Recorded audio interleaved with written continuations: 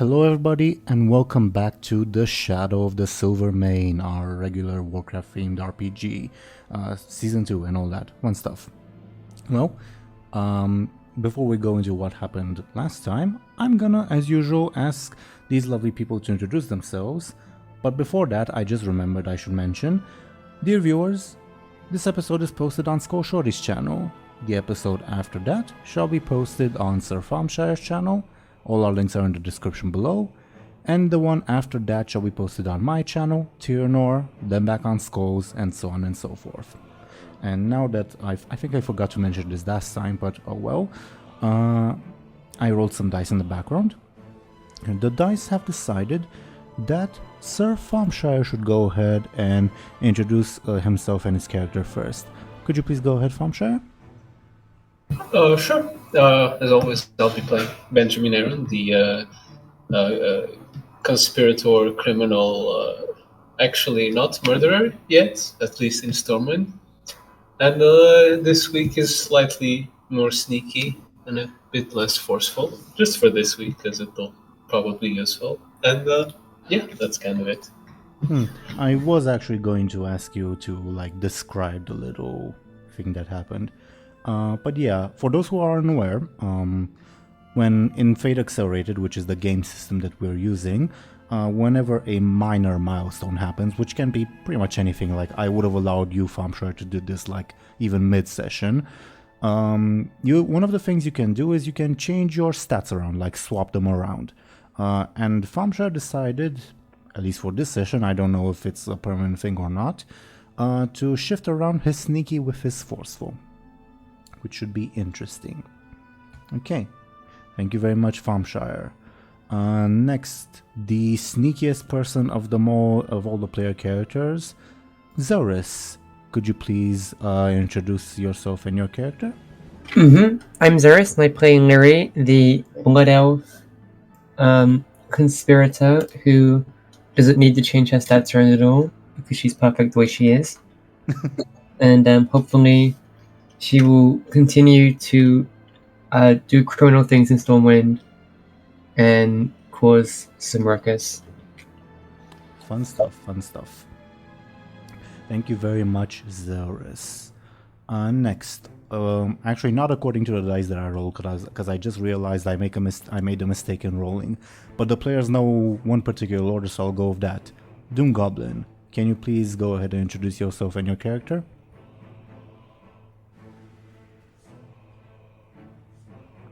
DoomGoblin? Hello? Hello. Can you hear me? Yes. Alright. Hello. It's me, DoomGoblin. I play Captain Bladebeard, the quickest member of our group. And yeah. Yeah. I'm tied with Zelris for the most unpredictable, I guess. Yeah. Yeah, that's a civil way of putting it, sure. Okay, thank you very much, DoomGoblin. And next we have the very owner of the channel you all are watching this on, Skoll Shorties. Can you please go ahead and introduce yourself and your character?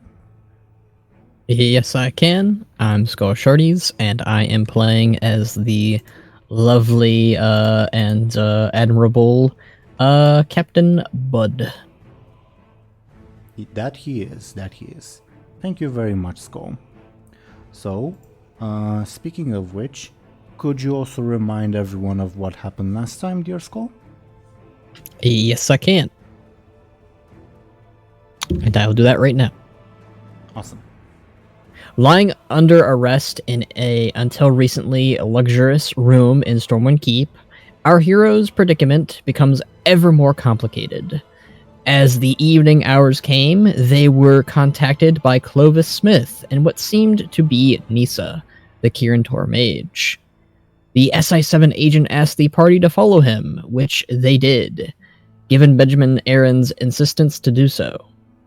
Everything changed once a loud explosion was heard in their former room. Captain Buhd, concerned about Nisa, ran back, followed by Captain Bladebeard. A frustrated Clovis then escorted Benjamin, Lyri, Embersorrow, and Tamal to a nearby room, while he returned to retrieve the other two party members. The situation escalated when the two captains met the real Nisa in the keep's hallway, who was promptly stabbed by Clovis. A scuffle ensued, but our heroes succeeded in convincing the keep's guards that the SI-7 agent was responsible for the chaos. At which point, he withdrew Bladebeard and Buhd's good deed, while still not getting them off the hook completely, was acknowledged by King Varian, who assigned them new quarters and promised them a better outcome at the upcoming trial. As for Benjamin, Lyri, and them all, after waiting for several minutes, during which the human left marks of their presence in the room, they were soon contacted by a co-conspirator of Clovis. Exiting from a secret passage, the man then succeeded in urging the reluctant trio to follow him in lieu of Clovis. This half of our party ended up in the abandoned tavern Benjamin had been brought to earlier, where they negotiated very aggressively with our hero's uncle. He revealed that, optimally, given our hero's skills, he would have them work for his organization. But if that option was off the table, he would like them to stay out of his way. As a gesture of goodwill, he offered a mana gem brimming with fell magic to Lyri, turning her eyes green, as well as change of clothes. After prodding Benjamin, our heroes also revealed to Lyri that they were distantly related, both descendants of the Elven-Sorrow family. The mysterious uncle then, once again, asked our party members to bring Buhd and Bladebeard to him as well, to begin proper negotiations. Thank you very much, Skoll. I almost said DoomGoblin because he popped up in chat. But yeah, that's sort of the scene where we left off. I think it makes sense for the moment to see what Benjamin and Lyri are up to. Now, Zelris and Thompshire, if you remember, and as Skoll just mentioned, the uncle guy pretty much asked you, please bring Buhd and Bladebeard here. We really should talk with like the entire group of you. You guys said yes. Lyri, you were reluctant, but you said yes. Now, is like that your actual intention to follow through with that, or were you just like saying that?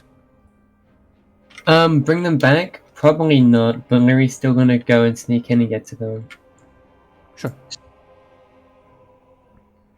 Benjamin? Thompshire? Yeah, I actually intend to bring them back. Okay. Yeah. Now, again, you guys were like seated in a couple of chairs. Lyri, you were given some gear. And I'll say, since you were missing a sword, I'll say that like in your gear there's like a short sword or a dagger, your preference, okay? Okay. And, well, as you're getting ready, if you remember, above board it's because I forgot in the moment, but I actually came up with like a story tidbit for that, so all good. Tomo like was taken to a separate room. You will see that he returns with a satchel on him. And he like moves to see what the two of you are doing without saying anything at first. Is that your bribe? I suppose you could call it that. I'm on your side, I should mention. How are you all feeling? Could be better. Could be worse.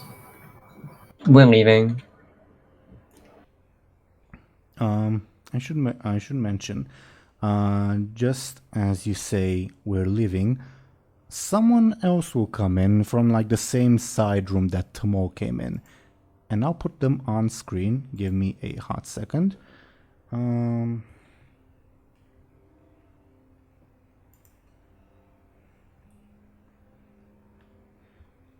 Yeah, it will be Lyri's absolute favorite person in the entire world. This person. Oh no. Another murder is coming. Oh, by the way, wasn't Castilian or whatever his name was with us since he was gonna teleport if there was a need for that or something? Or am I misremembering?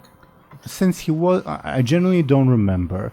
Like, since he wasn't on screen, I think he wasn't there. But to be perfectly honest, I was planning on having him like come like right after Elswith from the same room, so I'll just put him on screen right now as the two of them come in. Just to like skip on some time, I guess. But yeah, Castilian will be silent as ever while this lady will like glare at you, Lyri, and she will. What's like your reaction, thoughts, etc., Zelris? Oh, Lyri just gives her a blank stare and doesn't really look at her, kind of looks past her, doesn't really show any emotion. Just gives her a dead stare. Sure thing. Benjamin, do you have a reaction? I'm kind of just trying to look away. She eyes the both of you and then says to your uncle Benjamin, "I still think you're making a big mistake. We really should just kill them and be done with it." And your uncle will sigh and say, "We've talked about this elsewhere.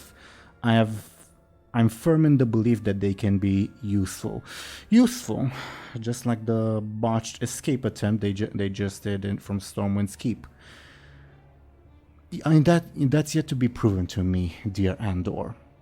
And now you have his first name. Your uncle will sigh and say, "Look, we pulled an escape job for your relative. We can pull an escape job for my relatives, I guess." And Elswith will sigh and say, Fine, have it your way." And then she'll look at the two of you, like she'll like inspect you, or like again seeing your reactions, your anything like that, and how exactly you're preparing to like sneak back into Stormwind Keep.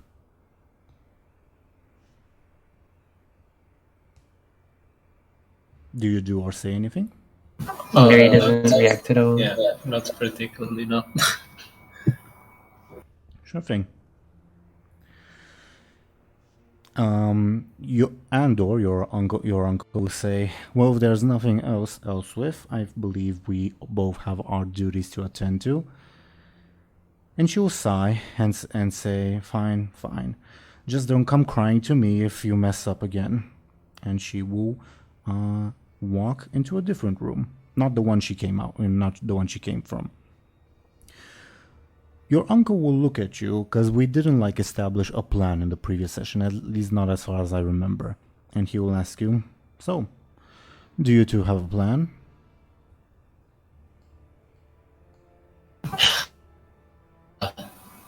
I can probably disguise myself as one of the guards and try to find out what room they're being held in, and then we just borrow your friend here and maybe we can teleport them back to ease our escape. Oh, he won't be coming with you. There's already too much attention on us, but the spell I placed on you, well, it still works. Just say Silver Octopus. And he would like shrug as if that's just a random name I came up with. And we'll know if you say that to come in and pick you up. That the situation is dire enough. Well, if you say so, then so be it. I just hope that this thing on my wrist doesn't interfere with my disguise. It shouldn't. You're still using that, well, that pretty orb you got from the Farron, from the Darkmoon Ferry a few years ago, are you? Well, it's useful. I suppose. I admit I've underestimated it in the past. If it works, it works. What about you? He says, looking at Lyri. Lyri is still kind of staring at the place where Elsweb was. Is she alright? He asks Benjamin.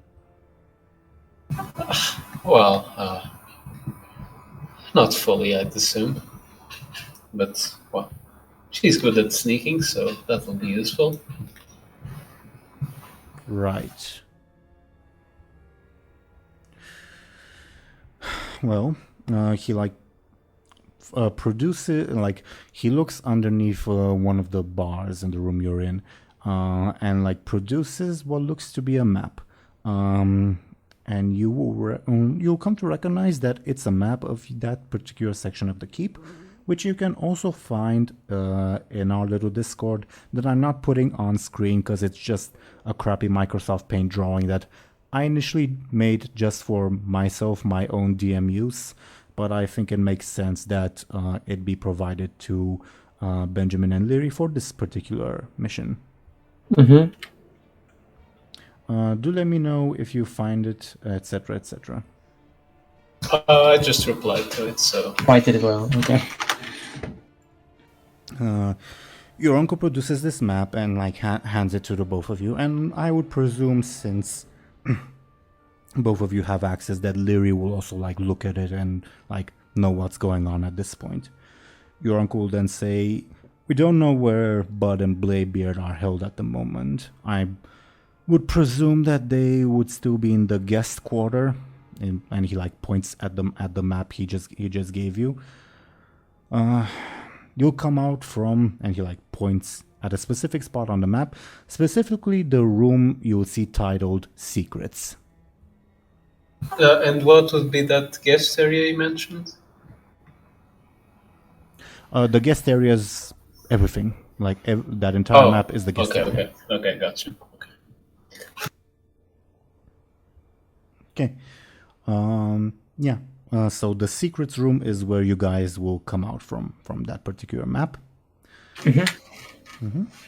And as he says that, he says, "Anything else you might need on this little adventure?" Well, it would be... So go ahead.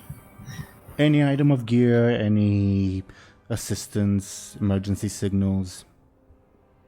Well, if you have something that can put people to sleep, that would be useful.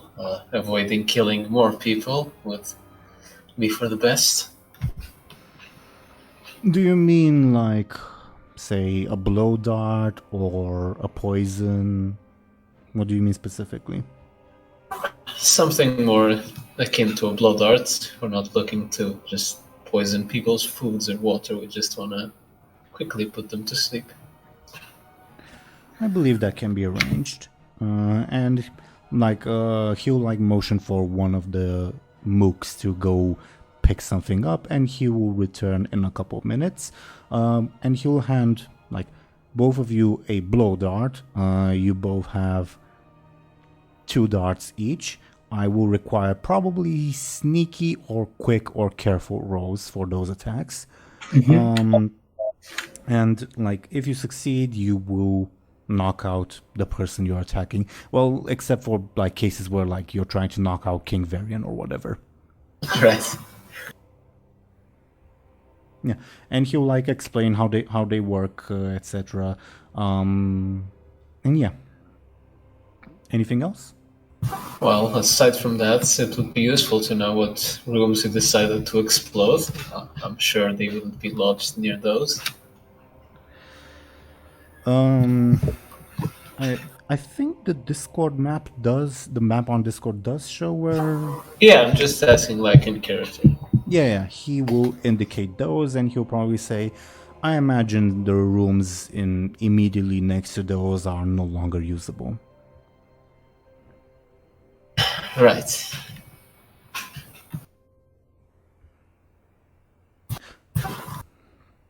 He also looks at Lyri because she hasn't said anything as "Oh, we need this" or whatever. Lyri is just staring at the map. Sure. Hey guys. Can I compel Lyri? Sure, if you want to. She has an aspect reckless scoundrel. Mm-hmm. I would like to compel you to ask for more bombs. Fell bombs. Okay. And Lyri kind of Do you accept this? sure. Sure. Lyri kind of looks up with like a dead stare from the map, and kind of says in like a monotone voice, "Can we have more bombs, please?" Are you serious? The whole point is not to blow the entire castle. Lyri kind of slowly moves ahead to look at Benjamin and doesn't really reply. There's enough heat on us already. What are you even thinking? If you'd like, that can be arranged, says your uncle. I'll just give him like a stare, like, really? Lyri will look at him and nod. He looks at Benjamin and says, think of this as part of your test, let's say. Perhaps the decision to use these bombs is not as incorrect as you think. Perhaps there's a right time and place to use them, or perhaps you're not meant to use them at all, but the temptation will be there, let's say. It will prove to be interesting nevertheless. And he will... I just have like this confused look on my face. He will signal to one of the other mooks to bring in some bombs, and he will actually bring like a small crate, and he will ask another part of your test. How many will you need? 10. He like raises an eyebrow, and before like giving the order to hand them to Lyri, he turns to Benjamin. Well, how many do you think you'll need? Well, hopefully none. He sighs. So even out 5 in total? He asks, like it's a question, not a statement. Sure, have it your way. He will take out 3 bombs, give them to Lyri, 2 bombs, give them to Benjamin, and he will instruct you in their use. They're not the type of bombs where you just like throw them and explode. You actually have to light the fuse first. Mm-hmm. Okay. Yeah, and I'll actually put a little token for bombs on screen for you guys. But he will also ask again if there's anything else. No, I think that'll be all.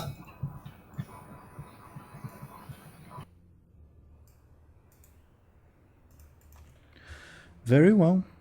Then you may be on your way. And, well, hopefully we'll reunite here in, I don't know, less than an hour, I'd imagine.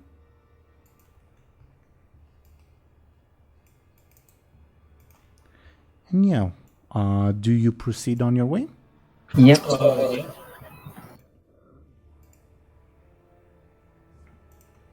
Yeah. Thompshire? Yeah, sure. Okay. Meanwhile, Buhd and Bladebeard, you've just been escorted into a room. I'll say I won't like point out on the map which room. You can speculate, but because you don't have like a map of that part of the keep as you'd expect. But yeah, you were escorted into your room. You were promised, yeah, you'll get a fairer shake at the trial. You guys did a good job, but you're like still not entirely in the clear yet. You've just been escorted into that room. What's your guys' plans, intentions, etc.? What are you discussing, all that? What now, Bladebeard? I don't know. I guess we wait for the trial? Or should we try to escape?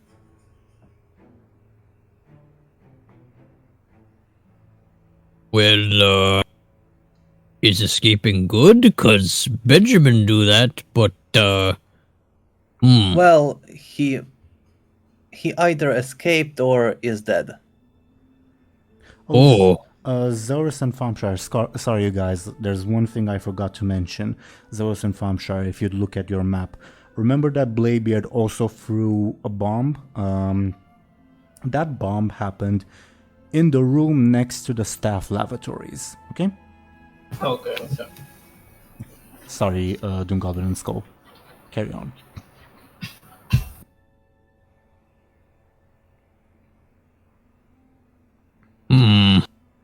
So they could be dead? Not good, not good at all. Well, Clovis did stab the mage, Nisa. Maybe he was planning to kill us as well. Shouldn't we go rescue them? Or... It's tough. I tried searching for Clovis. I didn't find him. Yeah, me try and help too. He slippy eel.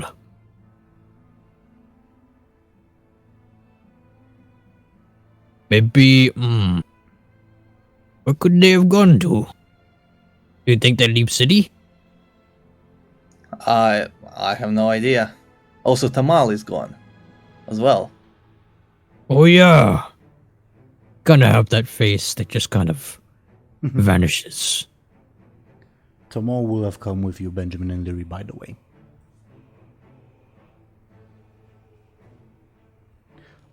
But in Bladebeard, you will hear a knock at your door. Oh, wonder who that is. Come in. Yeah, you'll hear like the keys like opening your, not cell, your room, as someone will come in that I'll put on screen. A brand new render made by Thompshire, the Draenei healer who visited you guys in your cell. He like bows his head to you and to you guys and says, "Blessings of the light to you. Are any of you injured?" I'll mention that you guys probably have like some slight injuries, but they won't like affect you in terms of game mechanics, just for like narrative from like your struggle with Clovis and Bladebeard throwing a bomb in your faces. Yeah. What did Skoll say? Hope I just said, I said that as well. Well, I'm a bit singed. I believe that was my consequence. Nothing the light cannot heal. Would you allow me to provide you with healing? Yeah, sure. Yeah. And he would proceed to walk over and cast a holy spell on you. He's not like inputting the same effort he did back in the jail cell when you guys were heavily injured. But yeah, as he does that, he says, "The prophet truly believes that you are innocent, and he will speak on your behalf at the trial." oh, that's good. That's a lot better than the gnome guy. Right? Prophet good. Yes, speaking of, what did you do to that gnome? His condition was unlike anything I've ever seen before. Is he alright? Is he Yes. alive? Yes, he's healed. He is up and running. Is that what the humans say? He is. He's well, just... Well, I've never seen anything like it. Well, take a walk around Stormwind and I bet you'll see more cases of that. That is concerning, dear friend. Well, I guess it's not that common. You know, walk around like some back alleys, like behind bars and stuff. He nods slowly and says, "Perhaps we need to establish a more permanent embassy here, if what you say is true." I doubt it will help. But yeah, I bet people of Stormwind would be glad to have you. He bows his head and says, "The prophet, he's convinced of your innocence, and I have no reasons to doubt him, of course, but the case against you is quite substantial. Three noblemen in particular are pushing the case against you. Lady Elswith, I believe was her name, Lady Wishok, and one other nobleman. Give me a second while I check up on the name. But it will be a name you guys aren't yeah, Lord Erickson. Lord Erickson. You guys aren't familiar with the last two names. Didn't you say Erickson at some point during the campaign? Or am I just dreaming? I did. Above board, it's a name mentioned on your little letter, Benjamin. But Bladebeard and Buhd don't know that. Is it? Okay, interesting. Yeah, so Arik just said that these three noble people are really building a case against you guys. Well, I mean, we didn't do it. There ain't no evidence, so there's nothing to fear, bud. Oh, not good. Not good.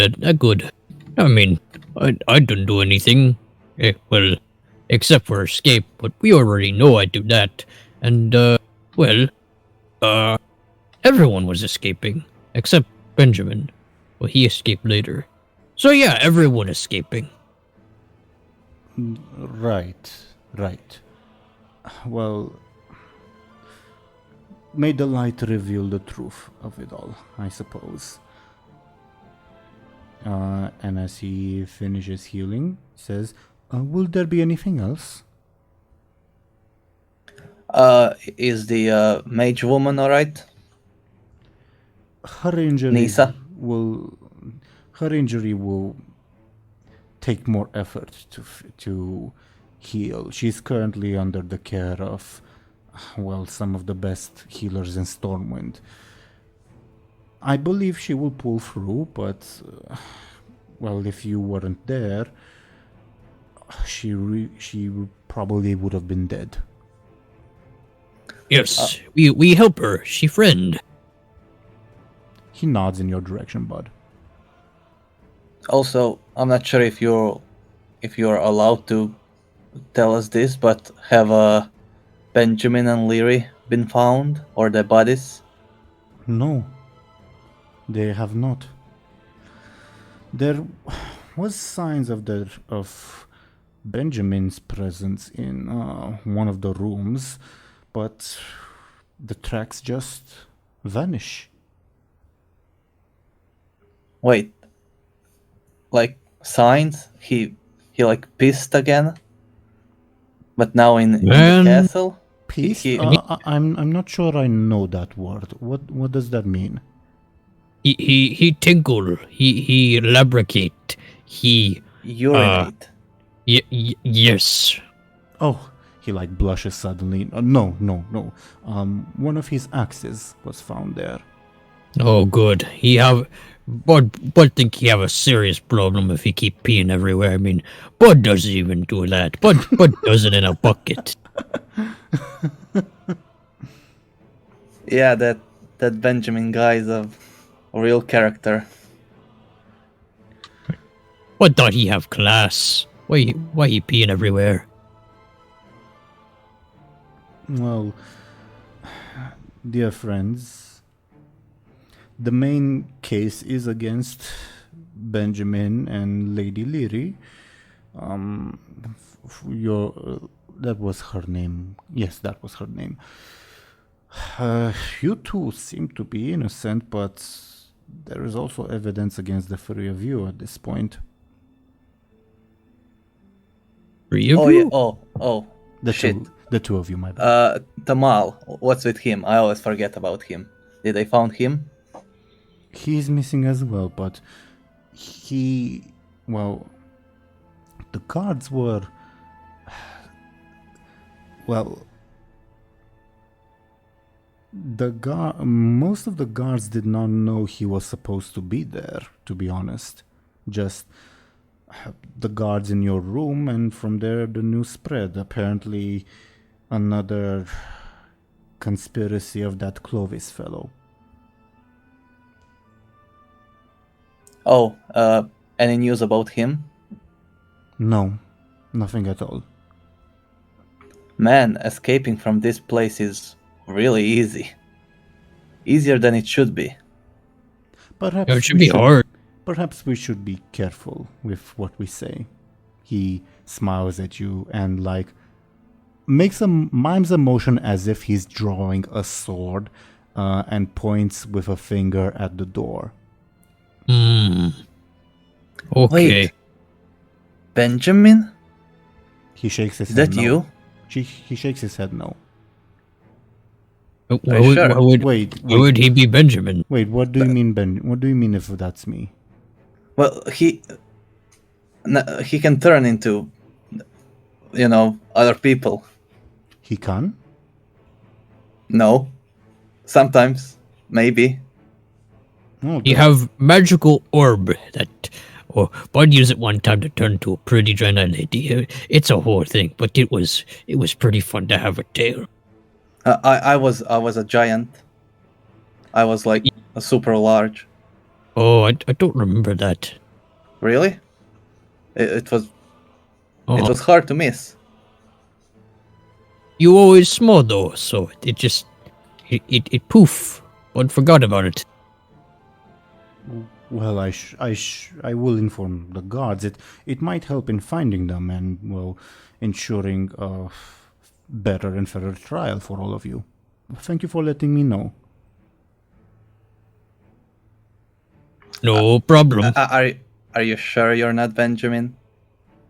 I really look deep into his eyes. Does he have a mustache? You look deep into his eyes and you see only confusion and mild bewilderment.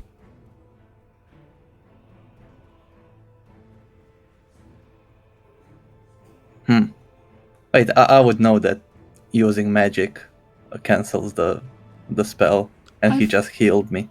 Yeah, I think you would know. Yeah. Also, Benjamin doesn't really use light magic, but it's all the same to Bladebeard. Healing magic you never saw him use. All right.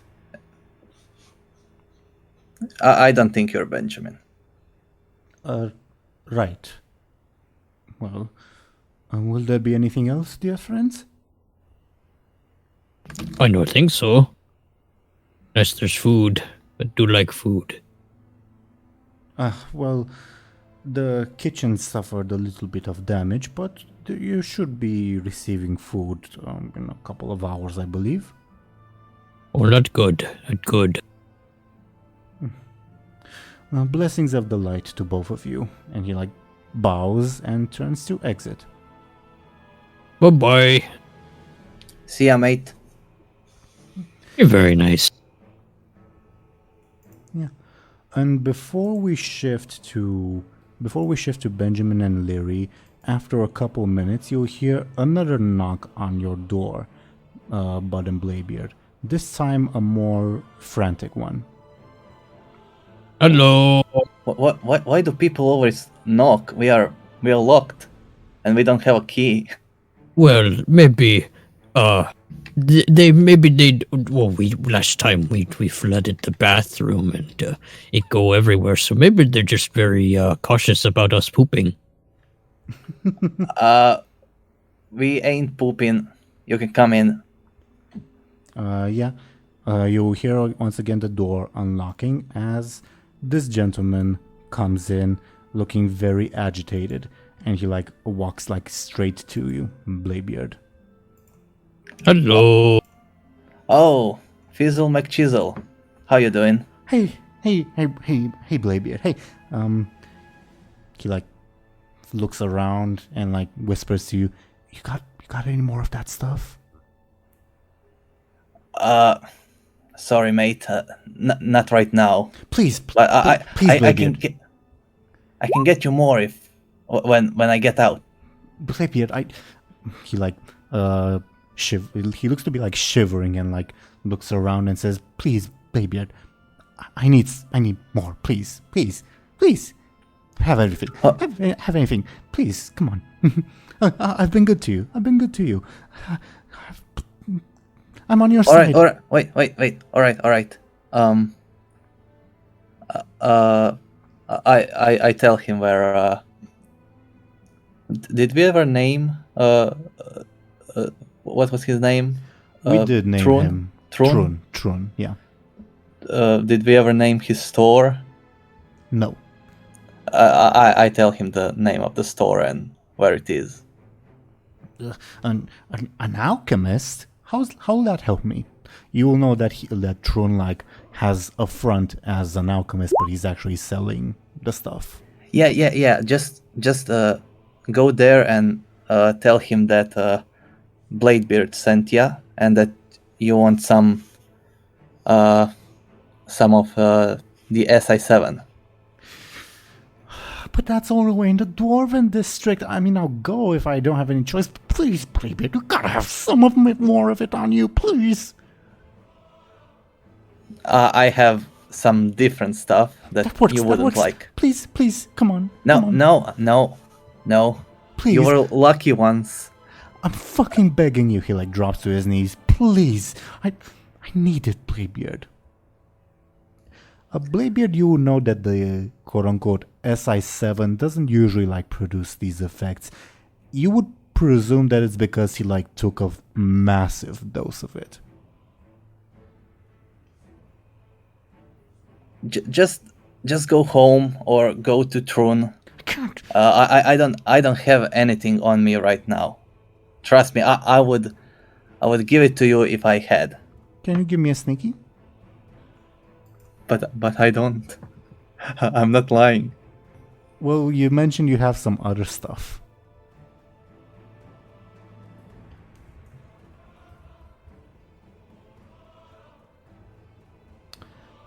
Tile and overcome means you succeed, but something negative happens. And what would that be? I'm still deciding. All right. I'll say, and this will be like a bit of player agency, I guess.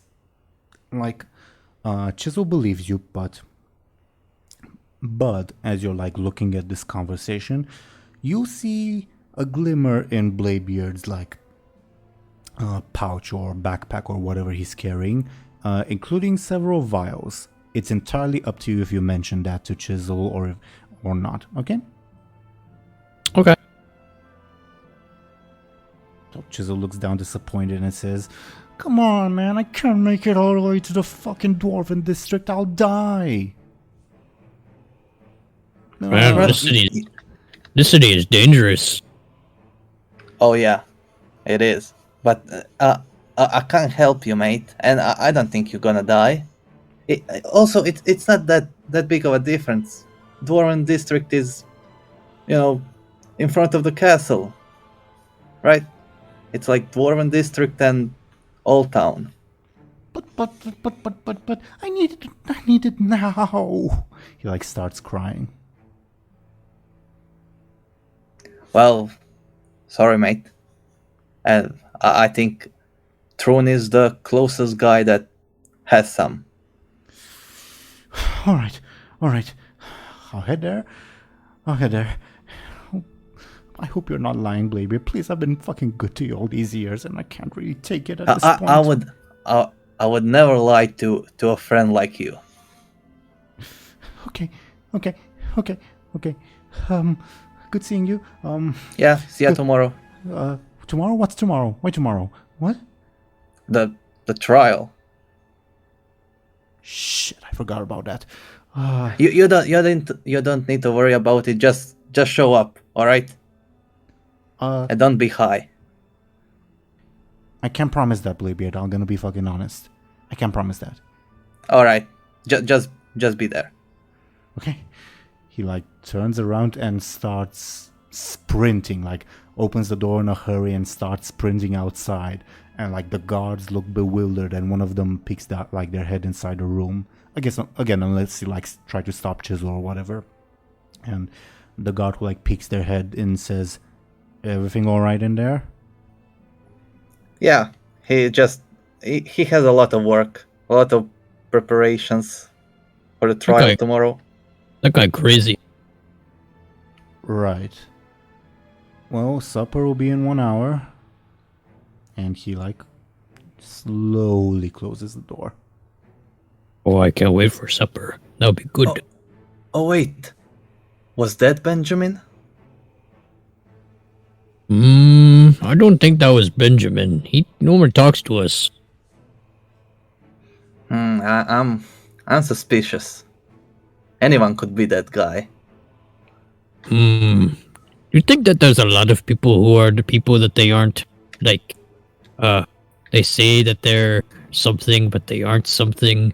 Like a group of demons, and they say that they're this guy, but they're really demons. And there's like a group of them. Yeah, I believe you met one of them.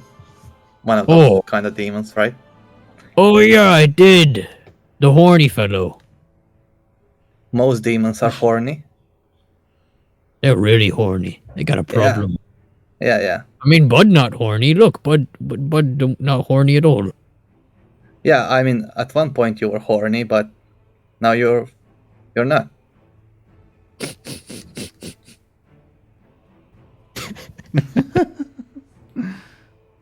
Okay.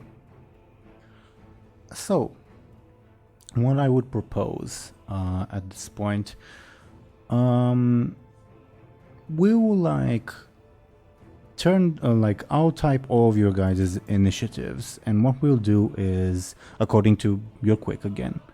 And what we'll do is have a scene with Bladebeard, then Benjamin, then Buhd, because we're alternating, then Lyri, and so on and so forth. And if you're together, we'll have a scene with the two of you together, obviously. Make sense? Okay.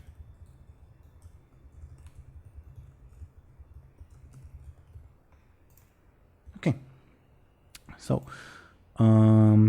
starting with Bladebeard, I suppose. You will actually hear another knock on your door. Like 20 minutes later, let's say. Come in. Like I said, why do people keep knocking? Yeah, the door will be opened, and it's actually a guard who say, "Someone's insistently asking for you in the throne room. King Varian has asked for you to come. Both of you." Oh, sounds very important. Wait, just before we leave, are you the guy? Sir? Are you Benny? My name's Daniel. Oh, yeah, Oh, Daniel. Not a nice name. Thank you. Can you come? I really don't want to use force on you. Yeah, we'll come. Okay. And as you exit the room, switching to Benjamin and Lyri. I'm assuming you guys are making your way through the secret passage back into the quote-unquote secrets room, correct? Mm-hmm. Oh, yeah. At one point, I'm assuming you're going by torchlight. Tamar will tap both of your shoulders to try to get your attention. I guess I stop and turn around. Lyri, do you also stop or? Lyri does not stop. Sure. Tamar looks concerned, and then he quickly opens the bag that you just saw him have, and he reveals. Benjamin, can you roll me a clever difficulty 2? Sure. Oh, wow. He reveals a bunch of arcane powder, specifically the stuff he was asking for that he needs to like take you guys to Area 52, quote unquote.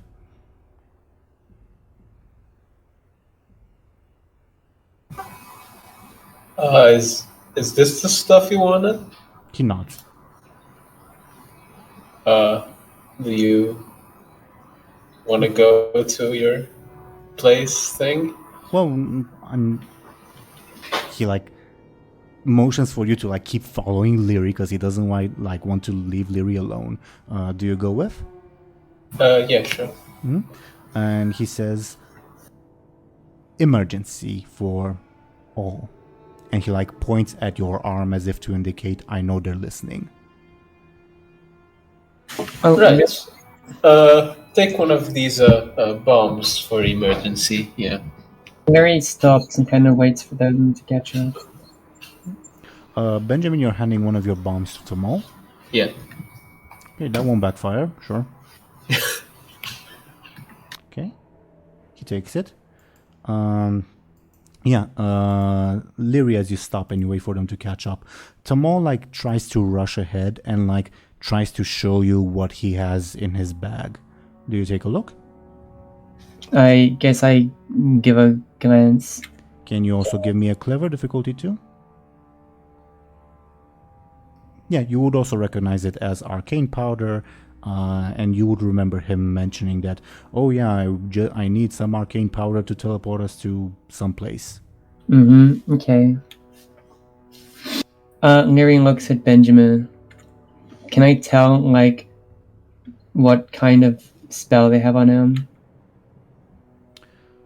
Didn't I like tell them back then? Yeah, you back did. Down there. Yeah. Yeah. Benjamin actually mentioned it out loud. Yeah, but the specifics of like the spell, I guess.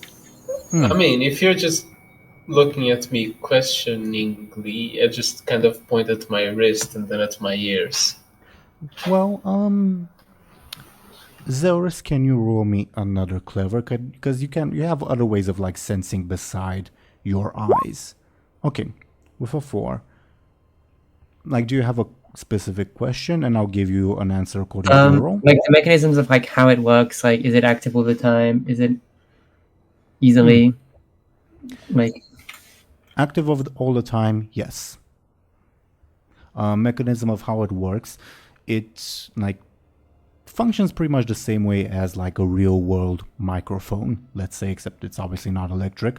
Except that it feeds the what it hears into the mind of like a user somewhere. It's not a two-way street though. It also works as like a sort of arcane link. Like if someone wants to like teleport to you guys, they can use, and they are the person who cast the mark. They can use the mark to like get to you or take you to them, etc. Any other questions? Doesn't Lyri kind of like know how she can like dispel it or how difficult that'll be? Like sense how powerful it is. You very accurately pointed out that it's powerful. You usually with stuff like this, you need to basically the more powerful the mage who cast it, the more difficult it will be to dispel. Doesn't mean it's impossible. It just means that it will be a difficult role for you to do. Not impossible, but difficult. But you can do it with a clever roll. I will say that the action of dispelling it will probably cause some noise. As in noise in two ways. One, it will be noticeable to the person who like put the mark, and 2, it will actually cause like actual noise that will be heard in your vicinity. Okay. And probably like a flash of light. All right. Any other questions? Nope. Okay. So yeah, do you guys continue on your way? Oh yeah. Eventually, you would reach like the sort of entrance into the quote unquote secrets room. Do you like press the hidden button to open the door? How thick is the door? It's a brick wall, pretty much. Can I like put my ear to the wall and see if I hear anything or something? Give me a careful.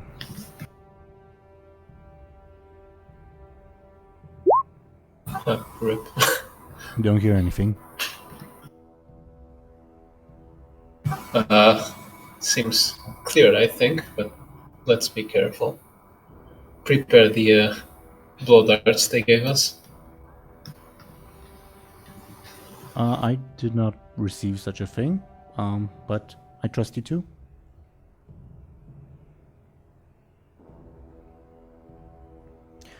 Do let me know if you press the button. Yeah, I do, yeah. You press the button and let me do a generic roll. Oh no. Well, actually, can you roll me... Yeah, you, Benjamin, a sneaky, and I'll pose with a guard careful. Yeah, sure. Okay. The door slides open. It makes a little bit of noise, but as it slides open, you immediately hear, like in the same room, the voice of what sounds like a male human. So I told Travis, no, you can't have my poker chips. I keep telling him that he keeps losing and I won't allow him to have them anymore. And another male human replies, yeah, I know. How much longer are we supposed to keep watch over this room? Do the higher-ups really believe that there's something here, something or someone here? Like I just look at Lyri as in, yo, let's shoot. You'll need to move to get a clear shot, but yeah. Yeah. Then I shall do that, yeah. Lyri will not use the blood dart. Do you, like, at least, say, try to move into position? Like, you give Benjamin the idea that you might use it? Or... Yeah. Lyri gets into position and kind of sneaks around. I just whisper, I'll take the left and you'll take the right. Mm-hmm. Yeah, you see two male human guards. Both of them have taken off their helmets and pieces of their armor as well. And they're just, like, shooting the shit. Yeah, guess we'll shoot the shit as well. Well, Benjamin, give me careful, quick, or sneaky again, and I'll oppose with a generic guard careful. Sure, let's go. Okay, you take one out, and he grasps his neck and says, "What the?" And he like collapses to the ground. The other guard like gets up on his feet and like looks around, confused. What's going on? Because Lyri didn't shoot. Lyri will try and knock him out using the blunt end of a dagger. What's happened to the blow darts? Okay, give me a sneaky Zelris, but I won't guarantee that you'll take him out in one hit. Unlike Okay. That is an 8 though, right? I'm doing it from stealth. I mean, were you in stealth? I mean, I was in position to be sneaky, so I guess so.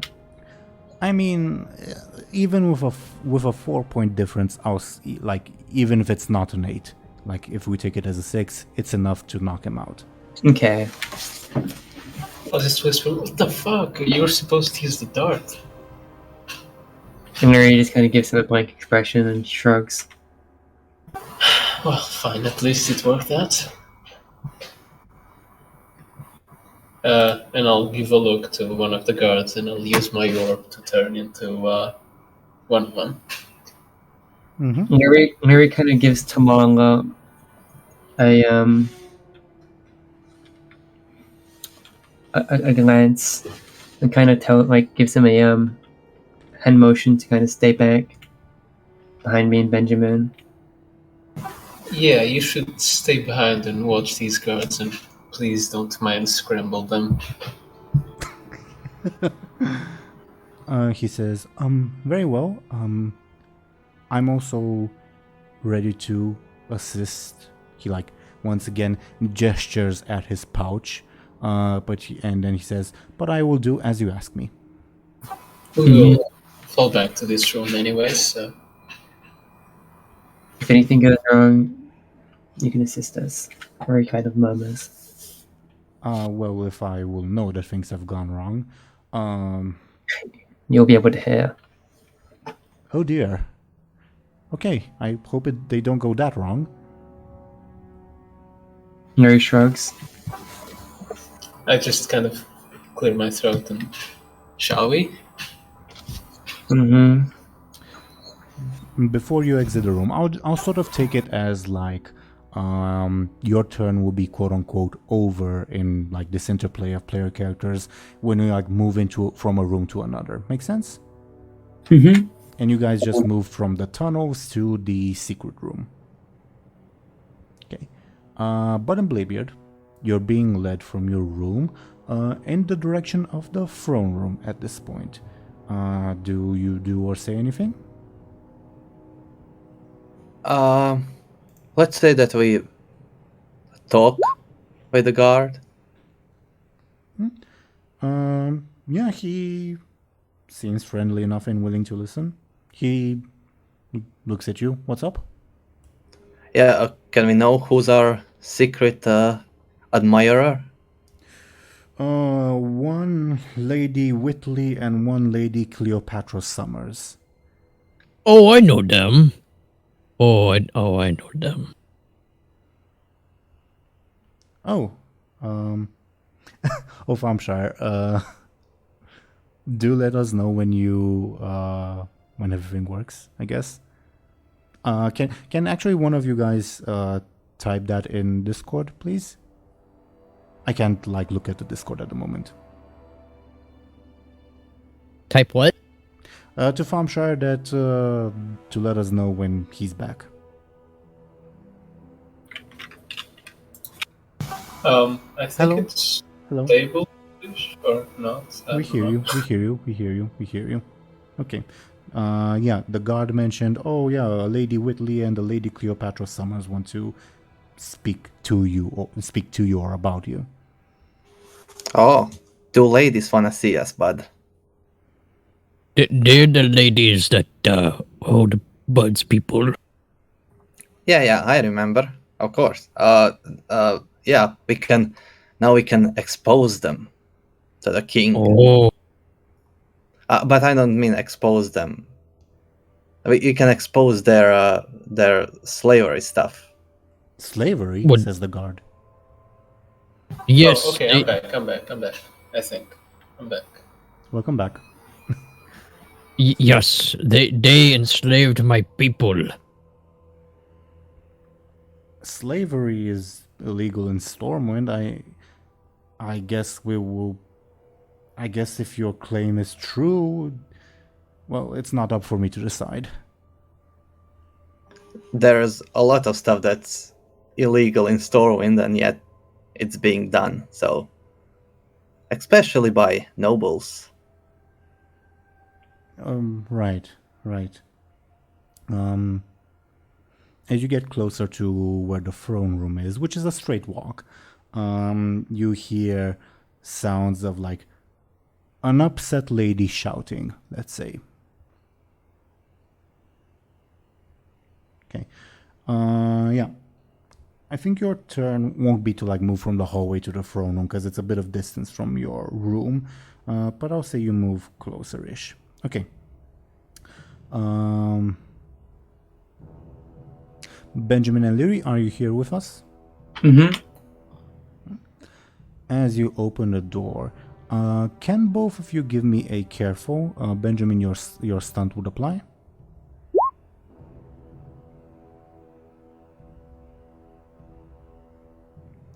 Thompshire? Oh no. I think he's dead. Uh-oh, Spaghetti-O. Thompshire, did you hear like what happened on like Buhd and Bladebeard's turn? Not really, no.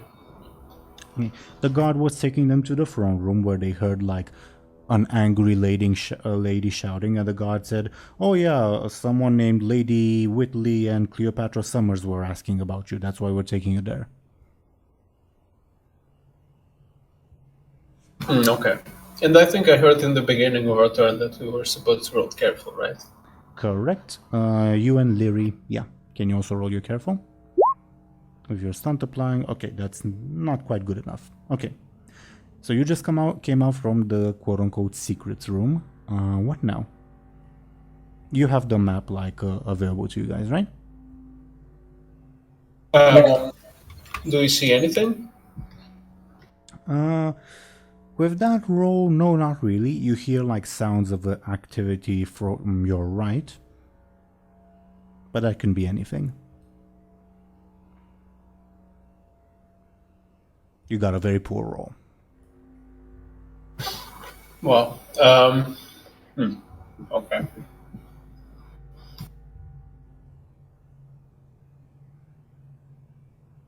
It's up to you what you do or where you head. Well, it seems noisy to the right, but up ahead is the throne room, so any suggestions?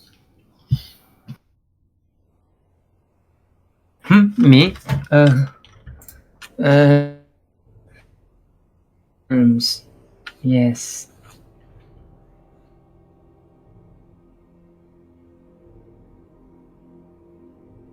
That doesn't answer my question. What was your question?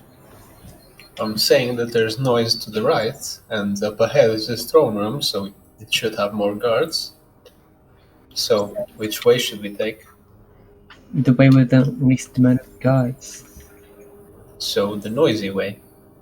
Yes. Okay, then. Okay. Well, let's try to be sneaky, even though I have my disguise, and you keep to the shadows, as you usually do. Okay. As you proceed onwards, the noises will become clearer and clearer. It's clearly construction workers trying to rebuild the damage to the keep. And they work fast. I mean, they started, but yeah. It's been a couple hours above board. Okay.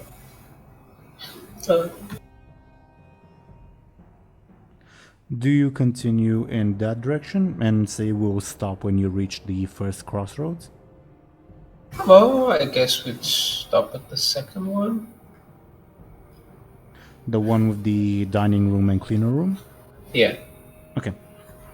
Well, before you get there, Buhd and Bladebeard, you'll be ushered into the throne room. I'm guessing you go in willingly, right?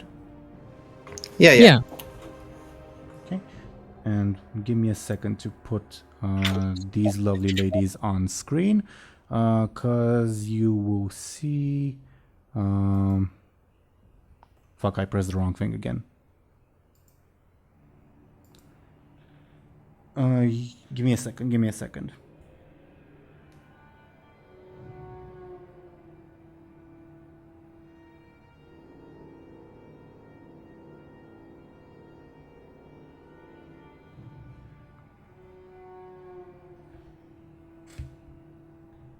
Yeah, you will see this lady yelling very insistently, and she is flanked by, once I put her on screen, this lady, and they are both saying something to the king. And as you enter the room, she turns in your direction and says, "There they are." And the king looks at you guys with a very tired expression as the guard ushers you in. And yeah. Lady Whitley says, "That's my missing gladiator, and I believe one of the people who stole him from us." Skoll. Good evening.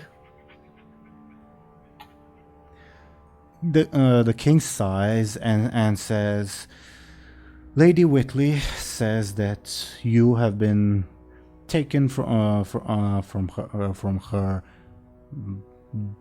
Captain Eviscerator, was it?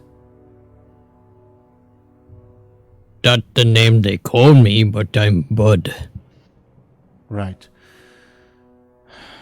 And Lady Whitley says, he signed a contract. He's part of my team.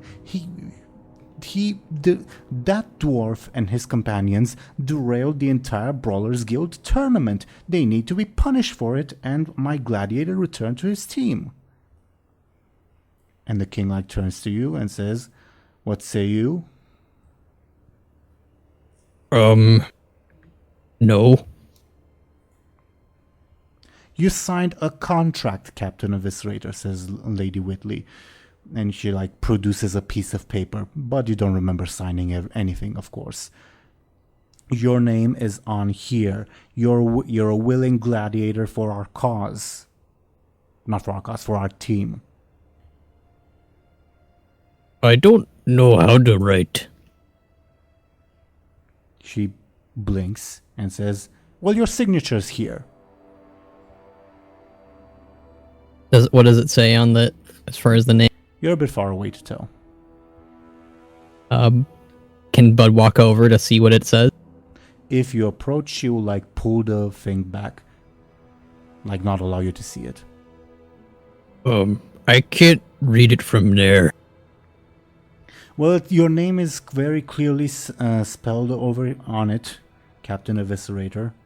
Your Majesty, please, the contract very clearly states, as I have repeatedly mentioned, that the gladiators can't just leave the premises willy-nilly, especially if they're taken by force by a pirate and their companions. King Varian heaves a very tired sigh and looks at Captain Bladebeard to see what he has to say. I don't think Buhd signed anything, and if he did, he was tricked. Tricked? How so? I don't know, maybe they told him that if he signed something, he would get a cake. And so he signed it, but it actually said something else on the paper. He was scammed. Lady Whitley, please bring the document over. And Lady Whitley presents the document to King Varian, and he reads it and says, signed by Buhd, who will now be known as Captain Eviscerator.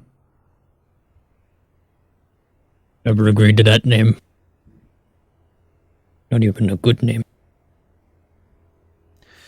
Captain, this is Lady Whitley speaking, Captain Eviscerator, your contract very clearly states that you can't leave your team, not without providing adequate compensation, which you have not yet, and we have a tournament to win. Wait, but do you have contracts for all the ogres that work for you? Well, of course we do. They're willing participants. No, they aren't. You took them from their homes. I didn't know such thing. You took Buhd from the streets when Benjamin Tinkling, and then you take Buhd there. And Buhd thought place was nice at first, but it not a nice place. They don't like it there. They want freedom. Slanders, your majesty. I assure you I run a clean business, and I have the paperwork to prove it. The king sighs and says, well, the Brawlers Guild is allowed to operate under Stormwind's jurisdiction as long as all participants are either beasts or willing gladiators. Buhd's Captain Eviscerator, are you stating that this was signed under duress? I never signed it. I don't know how to write like that.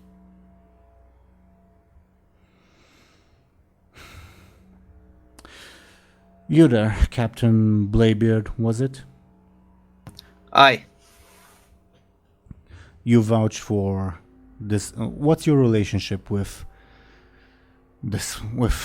Captain Buhd, the Eviscerator?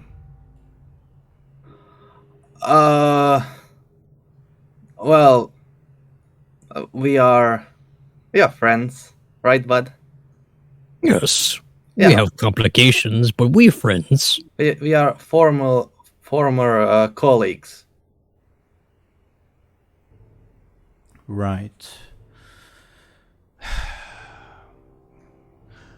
Well, Lady Whitley, unfortunately, your gladiator is a key witness and perhaps even suspect in a trial that's set to take place tomorrow. After that, if he's proven to be innocent, well, the evidence says that he should be returned to you. Well, he's not willing. Didn't you say that he needs to be willing to return to her? The contract clearly states, this is Lady Whitley speaking, that he either fights or provides adequate compensation. Well, how about after our trial, we have a trial to see if this is correct, or if those two are fakers, criminals, forging documents. Forging documents is a serious charge, Lady Whitley. Your Majesty, how can you take the word of an ogre and a dwarf over one of your noblewomen, I guess? And King Varian narrows his eyes at her and says, at this point it's a game of he says, she says, except that Lady Whitley has provided written evidence which you two say does not add up. Do you two have a lawyer? Us two or them? He was asking Bladebeard and Buhd. Yeah, we do. Bring them forth. We'll decide this right now. Oh, he isn't here. Then where is he? We can summon him. All right. You can find him at the same place. You know, I already told you where his office is. You know, you can search there. King Varian will give the order for the lawyer to be found, and say, and bring the head librarian to take a look at this document to see if it's a forgery or not. Also, I think other ogres should be witnesses as well. Lady Whitley says, we can't bring a bunch of ogres through the streets of Stormwind. That's outrageous. But you can keep them in a cage underground, huh? They're not kept in a cage. They're given suitable accommodations. They volunteered for this life, dear Captain.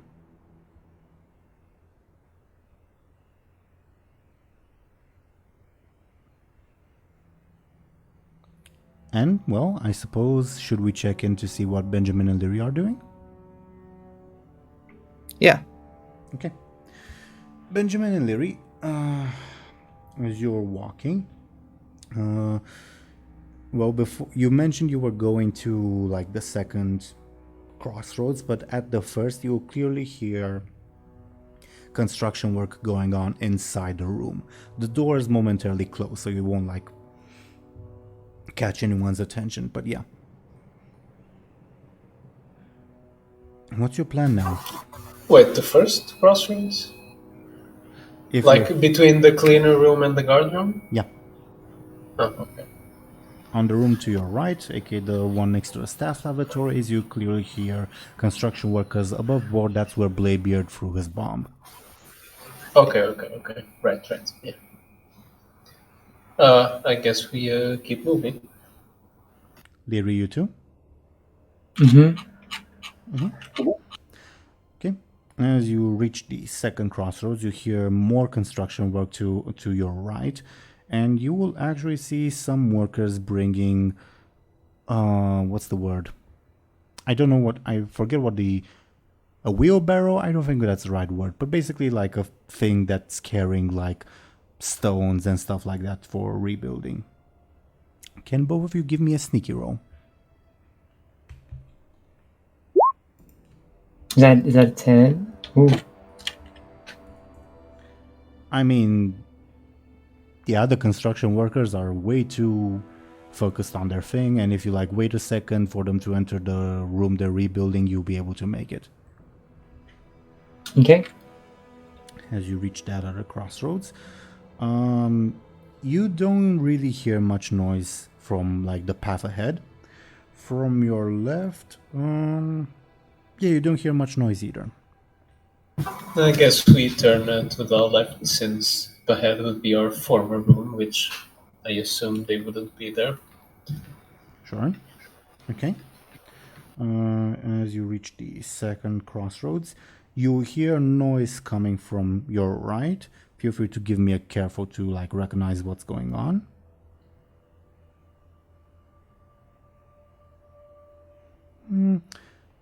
I'll say that it's enough to realize that, yeah, it's people in the kitchen doing kitcheny things, I guess. And you won't hear anything like going forward. Okay. Then I guess with the moving forward. Sure. Buhd and Bladebeard, like King Varian at the moment is waiting for the head librarian to be brought, which will take like another turn. Are you doing anything in that meanwhile? Do I know that Lord Roswell's son brought the ogres to Stormwind, or is that just Again, when the tournament announcer was introducing the teams, he clearly mentioned that Lord Roswell's son brought the ogres. Now, whether Bladebeard was paying attention, that's another matter. I'll roll for it. Sure. What would you like to roll? Careful, I guess. It would be Right. careful. And I'll say difficulty too. Great. You make that connection. Oh wait, is the guy in the wheelchair? Is he still in the castle? Roswell. Roswell, the man you crippled, says Lady Whitley. Yeah. Well, it wasn't me, but yeah, him. I think it was you. I don't remember. No. No, it was me. It was me. It was me. It Actually. was Benjamin. Fun stuff. Benjamin Dirty Deed. Fun stuff. I just beat the mage. Right. I thought that at first you meant like beating and not biting. So I was like, I mean, that's putting it lightly. The King Varian will say, "Here's." Well, he's the one who brought the ogres to Stormwind, right? Lies, Your Majesty. They were brought forth on a ship owned by my family. They willingly agreed to take part. Well, why don't we ask him if he is here in the building? Eh? King Varian will say, "Both sides are entitled to their witnesses, Lady Whitley." And he will turn to a guard and say, call Lord Roswell. And a guard will like go to call Lord Roswell. Do you do anything else before we switch back to Benjamin and Lyri? I don't. Okay. Buhd?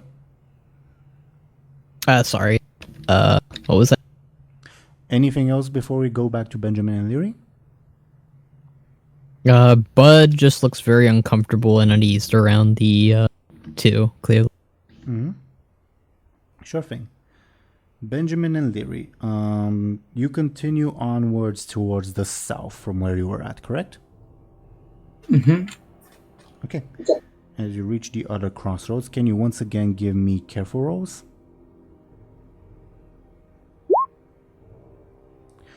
Benjamin, with that roll and with your stunt applying, Lyri probably not, but Benjamin would see a guard leaving the throne room that you can see on the map and heading in your general direction. Doesn't mean he's heading towards you, just that he's heading where you would be at, if that makes sense.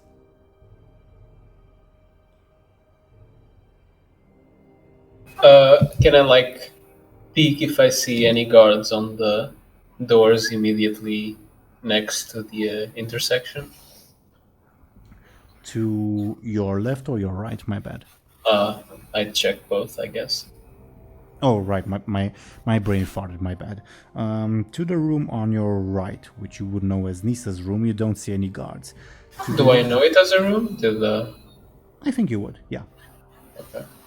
To the room on your left, the guard room, you would hear the sounds of activity. There's clearly people there, but they're not leaving the guard room itself. So, at Nisa's door, there's no guard, right? Correct. Okay. That's it. Fuck. Well, quickly, follow me. I will follow Benjamin. Do you head into Nisa's room? Yeah. Okay. The door opens. Are you being stealthy or how are you doing this? Yeah, we're being stealthy, yeah. Then give me a sneaky roll, please, both of you.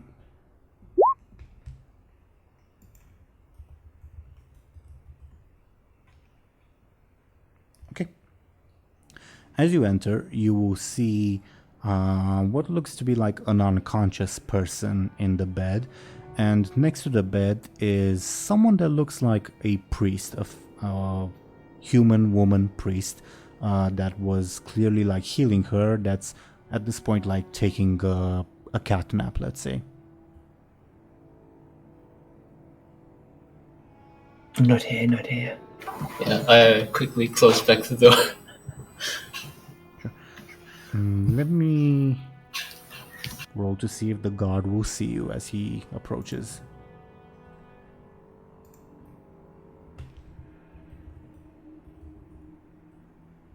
Can you roll sneakies again?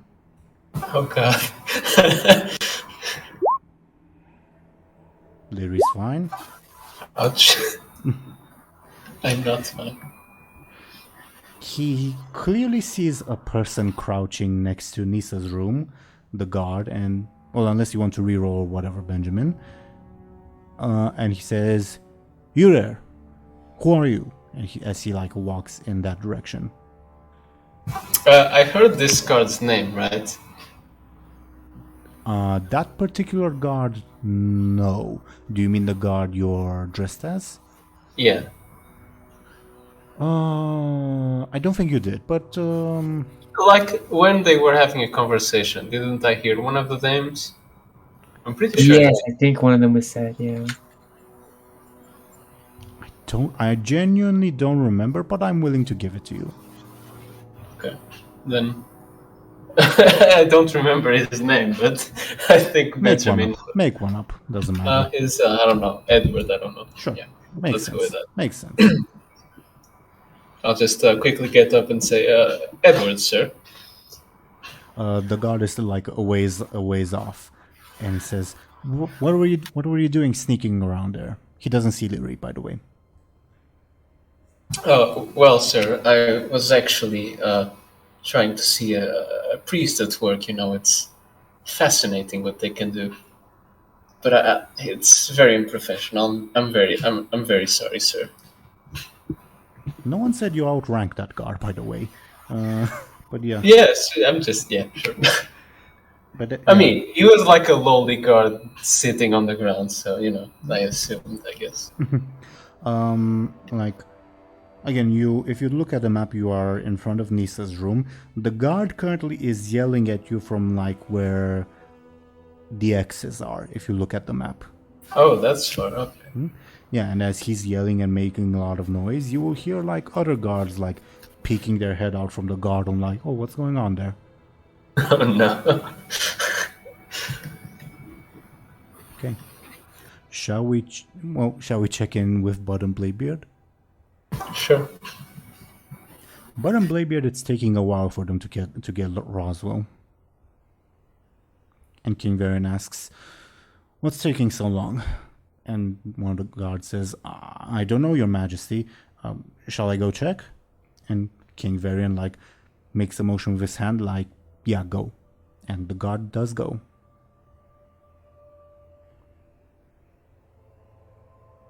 If his wheelchair is broken, me and Buhd, we work on ships. Maybe we can try to fix it. That will not be necessary. All right. I mean, I fixed my wheel, my the one, the one which controls the ship, a few times. So Yeah, guess I do that too. I work on the ship a lot. Make it better. Give me Bladebeard a careful with Buhd assisting you, but it'll be a very difficult roll. I'll say difficulty 6. Sure. Wow. Oh boy, exactly. Holy crap. Okay. The king sighs and says, "Light's sick, fine. You may go." And he motions to 2 guards. "Follow them, make sure they don't get into trouble." "Yes, Your Majesty." And You got it. Lady Whitley says, "Your Majesty, please." And King Varian raises a hand and says, "They will be back here, milady. Don't worry about that." Yeah. As you open the throne room to follow said guard, I suppose we'll move back to Benjamin and Lyri, correct? Sounds good. Benjamin and Lyri, yeah, this guard is walking up to you from across the hallway, yelling, "What are you doing? What are you doing?" etc. And you see guards peeking out from the guard room, "Oh, what's going on there?" Lyri will try and remain hidden even more, kind of hunker down. Okay, can you give me a sneaky difficulty 4 to see to create an advantage? Just barely, but you do. What would you like your advantage to be called? I'll just call it hunker down. Okay. Duly noted. Benjamin, what are you doing while I'm typing that down? Nothing, I guess. I'm just done explaining what I was saying, I guess. I'll just kind of glance at Lyri and just say, do something. The guard gets to you and says, and recognizes you as he comes up close and says, "Edward, what the fuck?" Look, I'm sorry, okay? Can you just look over this, just this one time? Look over, Edward, that's fucking creepy what you were doing. I know. I don't know what's got over me. You know I'm gonna have to report this. Yeah, I guess that's fair. Well, come on. He tries to grab you by your hand. By your arm, rather, not by your hand. Yeah, sure. Yeah, and he starts walking in the direction of the nearest guard room. He says, let's find a sergeant." Okay. Do you proceed? Oh, yeah. Okay. Guess Lyri abandoned me, okay. Sure. Buhd and Bladebeard, as you are guided into the hallway, you see a commotion at the far end of the hallway. And apparently some guards are peeking, "Oh, what's going on there? What's going on there?" Oh, what's going on over there? You think wheelchair accident? "No, that's not where Lord Roswell's room is," says the guard. Oh. What do you think happened then? Guess of uncontrolled peeping, I guess. Peeping? The guard that's with you shrugs and says, come on, let's go check up on Lord Roswell. Okay. And he would go. You guys, by the way, if you were to look at your map, you were in the room with the X that's closest to the guard room. Lord Roswell is your immediate neighbor. And as they knock on the door, the guard says, "Your lordship, you're summoned by the court." And a voice inside says, "Give me a minute to get dressed then." And the guard says, "Very well, your lordship." And yeah, apparently the idea is, oh, we'll wait around here for a minute. Okay? All right. Benjamin, you're being dragged towards the guard room where you clearly see like just a few rooms away, like Buhd and Bladebeard just waiting around at a random door. It looks to you. If I look at them, is there anyone looking at me, or are they looking towards this direction? Or Oh yeah, there's two guards of them, and they're like looking in your direction, like, oh, what happened there? Like with mild curiosity. Okay. Lyri is also at the scene if she wants to do Then something. I have a free arm, right? Yeah. Okay, then I'll just, with my free hand, I'll try to motion like on my head, like as in if I have big ears or something. I don't know. Let's see if Buhd and Bladebeard notice that. Can you give me Buhd and Bladebeard carefuls? And the difficulty will be a sneaky roll on Benjamin's half, I say. All right. Okie dokie. So wait, I have to roll sneaky? Yeah, roll a sneaky, and that sneaky roll will be the difficulty. Oh, so rolling that is good. In this case. Though it also means that more guards will notice. Oh, okay. Okay. So difficulty 3. Buhd and Bladebeard.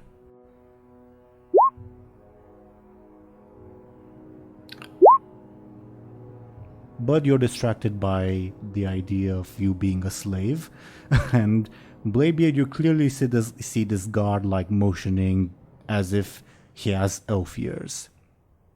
The guard that's like dragging you, Benjamin, says, "What on earth are you doing?" Nothing, sorry. Well, come on. Since you guys are like close enough, I don't think we should like keep this initiative order. Like, you guys can act in any order you'd like. Do I see Buhd and Bladebeard? Probably, but give me a careful. It will be difficulty 0, I guess. Okay, yeah, you do see them. Okay, my immediate attention is still focused on Benjamin. And I kind of give the guard a dead stare as he drags Benjamin away. The guard does not see you. Bladebeard, do you come to the conclusion that guy is Benjamin, or what conclusion do you come to? I have no idea. He's confused. Okay. I guess is that guy mocking me? What guy? Buhd? I don't know. One of the guards. Anyway, is Rosal ready? You like hear motion from behind the door, like as if someone is heaving something heavy, let's say. All right. You think he good in there? Well, the guard says, one of the guards that's with you says, well, he's probably getting into his wheelchair. Oh. Is it broken? Roswell, is your chair broken? Is that you, dwarf? Captain Bladebeard. For you. Yeah, it's me. The fuck are you doing here? We need you to tell King Varian that you brought a bunch of ogres to Stormwind. The motion from behind the door like stops. and you hear no reply. Come on, get out. Is it a good idea to tell him that? Yeah. So he knows what he needs to say. Well, what if he doesn't want to say it? Well, then we say that he's lying. But what if they think we're lying when he's lying? Well, I don't know. I guess we'll see. Hmm. At this point, Benjamin, you would be brought into the guard room. You'll see it on the map. Which one I'm referring to, right? Yep. Yeah, where you will see like guards. Like most of them are like sitting in like chairs. It's basically like a break room, let's say. And one of them, actually, let me put them on screen because you made a render of this person too.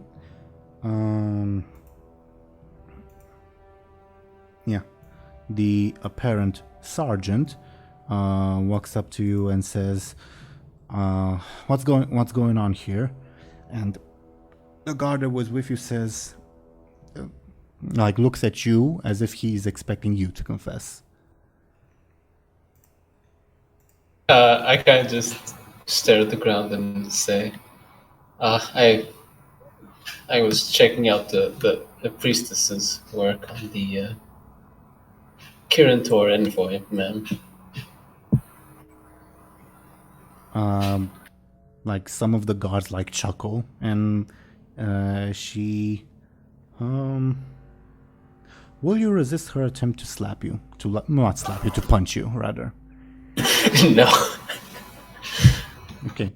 She smacks you in the face and says, "What? A priestess is... You can find that sort of thing at a brothel, Edward. What were you thinking? Why aren't you at your post anyway?" Nothing was going on in that room, ma'am. It's useless. At this point, I think that we require full disciplinary action for you, Edward. I keep staring at the ground. Take off your armor. Oh shit, how does that work? I think it works like, you can like take it off. And you can like say drop it on the ground, but if you move like more than a meter away from it, it will like disappear as if it's like a hologram.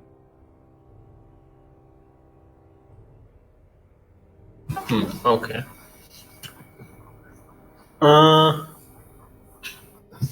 Yeah, then I guess I'll do it. Put it on the table over there. I do so, I guess. Yeah, and you are dressed in civilian skivvies underneath. As like the other guards are either looking at you, a few of them with like sympathy, but not too many. Most of them are either like chuckling to themselves or like looking at you with disapproval. And while you do that, Lyri, do you do something in this meanwhile?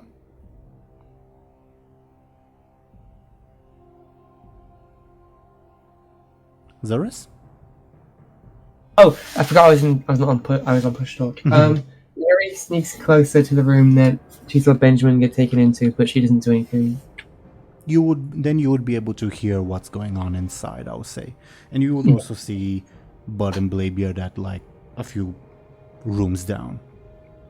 As to Buhd and Bladebeard, eventually, give me a second to put that fellow on screen. Yeah, eventually the door will open to reveal a very sad-looking Tarsus Roswell in a wheelchair, opening the door, and without saying anything, he like moves to like go towards the throne room. Great. Lyri, you see Let's this. go. You see this, by the way. Okay. keep a note of kind of where Bladebeard and Tarsus are going. Mm-hmm. But I don't know anything. Sure. Yeah. Meanwhile, Benjamin, I imagine in this time you would finish like stripping. Well, not stripping, but removing your armor, correct? Mm-hmm. Yeah. Okay. And the lady will say, Gibson, take him to the dungeons, and we'll decide his fate tomorrow. And a guy named Gibson, not the guy who was with you, says, well, come on, Edward, let's go. You are aware that if you move away from your armor, it will like flicker and disappear. Yeah, I'm just kind of looking around, a bit panicked, seeing if I spot Lyri or something. You wouldn't spot Lyri from your angle, I guess. Well, guess I'll die then. Okay. Zelris, Make a new character. Zelris' last chance to do something, I guess. Nope. Okay. Well, this is what I get for saving you so many times. Or Benjamin. Yeah. Yeah. Man, it's shame after shame in this season. Do you start walking? Yes, but as soon as I'm outside the range, I'll do something. I will say that when you get outside the range, like, the armor will disappear, but the disguise on you will not, okay? Yeah, sure. Yeah. As you take a couple steps, to the surprise of all the guards, the armor will, like, flicker and, like, disappear. And all of them, like, stand up and the... But as soon as that happens, I'll just make an arguably big mistake and try to make a big flash of light. Give me a flashy. Difficulty 4, because it's difficult. Oh, yeah, I'm gonna have to use some fate points for that for sure. Oh, Lord. That is a critical fail. I'm gonna start with a reroll, I guess. What are you I'm invoking? so bad. What are you invoking? I'm gonna invoke Adept in the Arcane Arts. Makes sense. Give me a reroll. I swear, if it's a terrible roll again, I'll just die. Well, could be worse. It's a negative one. You said the difficulty was a 4, right? Yes. To fully succeed or succeed to a certain degree? To fully succeed, I'll say.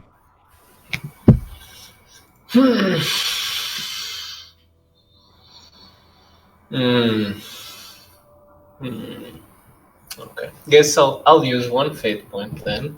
What are you invoking? I'm invoking. Wait, I think my Chrome just crashed, but I guess I'm invoking Bounty on my head. I guess I've had to distract people before by doing this, I guess. Including in our campaign. To To give yourself +2 or to reroll? +2. And I actually think I'll go with and use a second fate point. What are you invoking? And I'll invoke Adventuring Soulsword, because again in my adventures I've used this before, so I'd know how to use it, I guess. +2 or reroll? +2. So that will make a 3, I guess. And you need a 4, yeah. Yeah. I'll take a not full success. Well, I should mention, like, with a 3 you will create a flash of light, but not enough to, like, blind anyone. Oh, that's bad. Oh no. I guess I'll have to use my last fate point then. Otherwise, I'm toast. What are you invoking? Guess I'll invoke Veteran of the Northern Campaign. I guess I use it there for whatever reason. I don't know. Sure. Makes sense to me. Benjamin is officially out of fate points. He's fully compellable. Uh-oh. Benjamin's out of fate points? Hello? Yes. Oh yes. no. Oh no. No, Oh no. please. Are you for real? I hate it here. Yeah, he is out of fate points. So, Benjamin, you create this flash of light and all the guards are like stunned for a hot second. What do you do? I just bolt out of the room, essentially. That you do.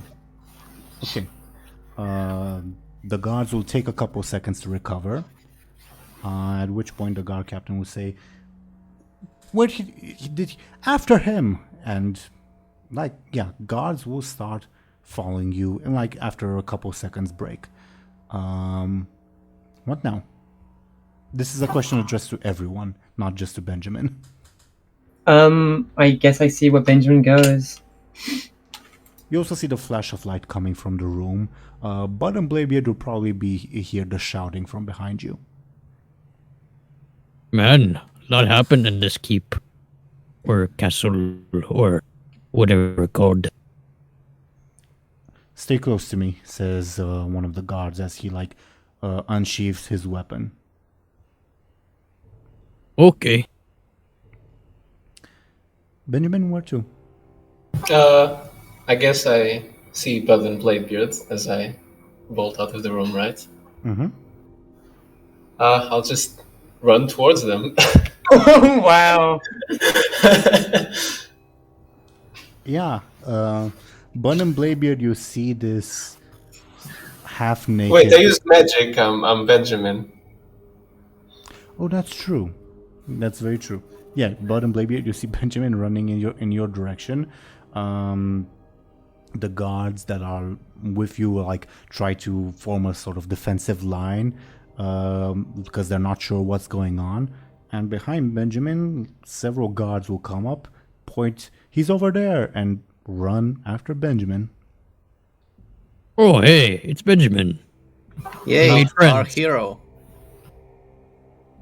Why he have so many guards after him? What'd he do? Did he pee again? Probably. Benjamin, stop peeing everywhere. Wait, that's God damn it. Benjamin? That's Benjamin? Benjamin Aaran? Yeah, that's our friend. Or maybe it's an illusion. You never know Oh. with Benjamin. Oh, what are they hiding?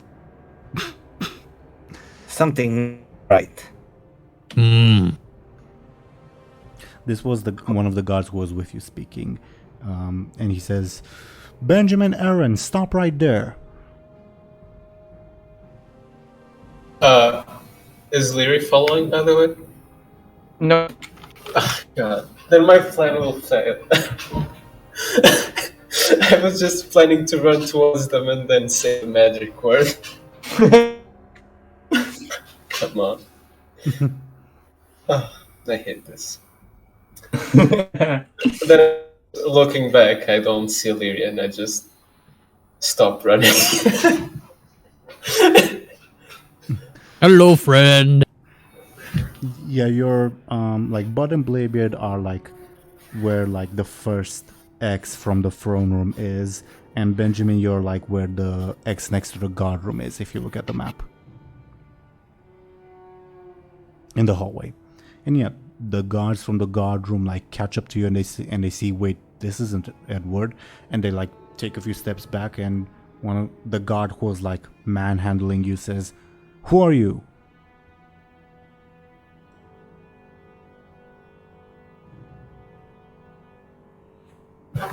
Well, I just put my hands up and... Well, your colleague's right. I'm Benjamin Aaran. The guards whisper between each other, "Benjamin Aaran, Benjamin Aaran," and he says,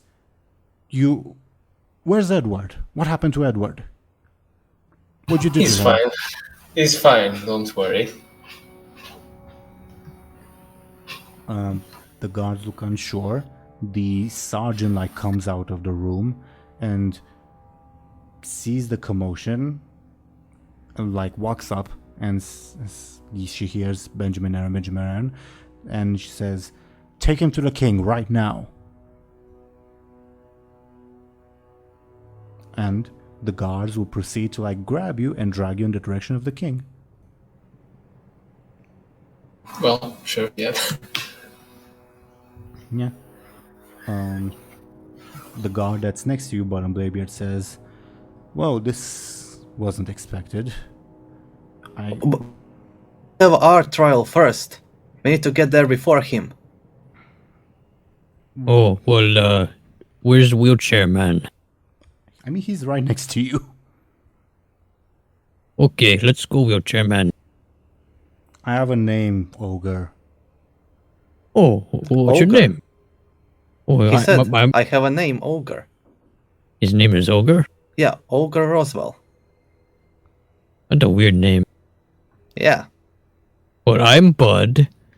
That's, well, he doesn't like it when we use his real name, but that's Bladebeard. I like it when you use name Bladebeard. Or your other name. Your other name. What was it again? I don't even remember. Yeah. It doesn't matter. Come on. Ogre, let's go. You'll be taken in the direction of the throne room, and at this point, Benjamin is like a few meters away from you as he's being dragged by probably like 6 guards at this point.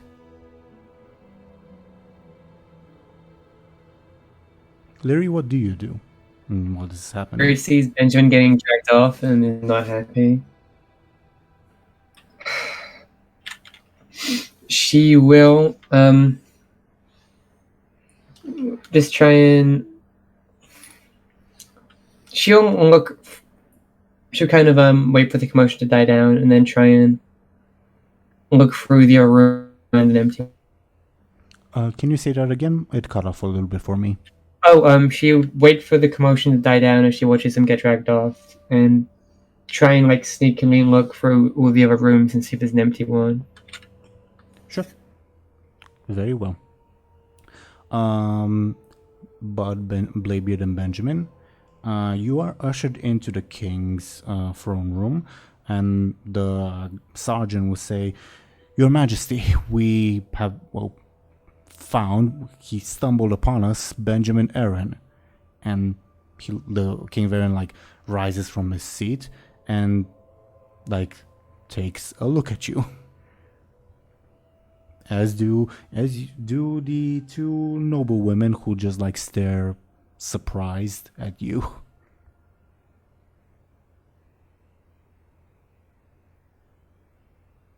Am I still being held by 1 billion guards? Yeah. By the way, was Lady Wheatley ever mentioned to be working with my uncle? No. Okay. Don't let me check something. I genuinely don't remember. Was she mentioned on the note I gave you guys or not? I don't think. No, she wasn't. Okay. Then yeah. I also don't know if you would know Lady Whitley, by the way, but yeah. I mean, I've heard her name since she was with the whole Buhd deal. Sure, but I don't know if you would realize, oh, that's Lady Whitley. Anyway. Yeah, I guess, yeah, sure. I guess the papers he stole from Cleopatra were quite descriptive, right? I mean, probably, who knows? If you want to make. But I think I wiped that from my mind. Aside from the, I wiped that from my mind. Yeah. I want to compel you, Benjamin. God, why? You're too attractive for your own good, or whatever it's called, aspect. That, like, you see Cleopatra, Lady Whitley, all you can think about are those filthy letters, like even when, and my compel is even when like the king will be yelling at you like, what's going on, blah blah blah blah blah, all you'll be able to think about is their intimate scenes. Oh no! Poor man. What's that got to do with my aspect, though? Well, it is related to women and find you being attractive and all that. I guess fine, I'll take it. Sure. So, I mean, I can't refuse it, so I'll take it, yeah. Yeah. You're ushered into a throne room and like you see, holy shit, that's King Variant, but oh, holy shit, that's the erotica I read. Good lord. Then I'd assume Benjamin is very red and not from running.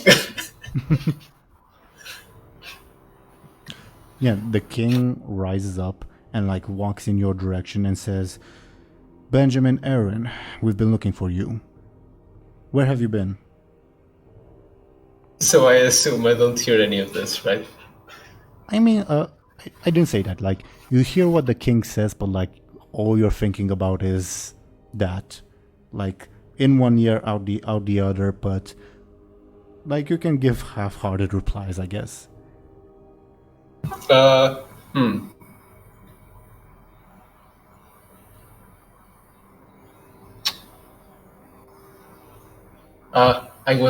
was taken. Yes, Your Majesty. Look your king in the eyes when he's speaking to you, says one of the guards. I kind of blink a couple of times and try to look in his direction. The king turns to the two of you, Buhd and Bladebeard. You guys are not restrained, by the way. And he says, sorry, my brain farted. He says, how did he get here? What do you know of this? Honestly, I have no idea. I thought he was dead. Well, I'm very glad glad he is. Yeah, I'm glad you ain't, Benjamin. Well, explain yourself, Benjamin, Aaran. And Lady Whitley will say, yes, explain how you stole my ogre from me. And the king says, this isn't about that, Lady Whitley. But Benjamin, like, the fact that she's speaking to you definitely, like, unsettles you. You mean Buhd? I mean Captain Eviscerator. And the king says, not now, Lady Whitley. Answer my question, Benjamin Aaran. Again, I just kind of blink a couple of times and try to clumsily, like, go through my pockets looking for something. Your arms are restrained. Oh, they are. I just kind of look around for a bit and just say, Your Majesty, if I could just reach for something. We won't let you pull out a weapon, scoundrel, says one of the guards. Reach for what? Says the king.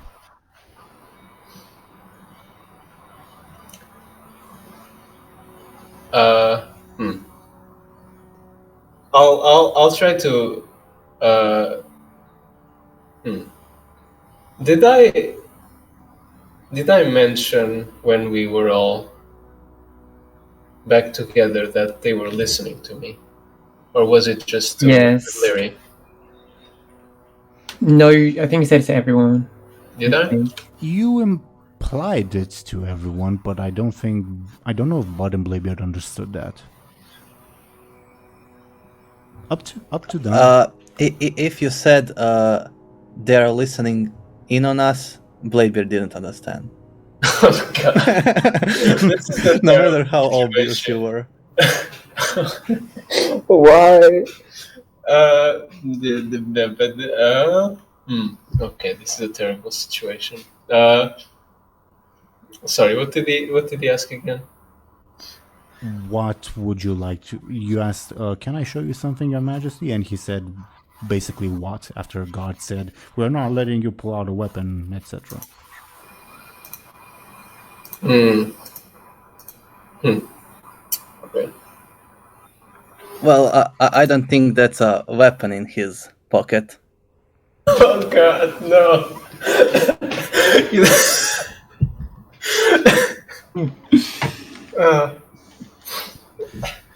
We'll see soon enough. Search him. And yeah, the soldiers will begin patting you down.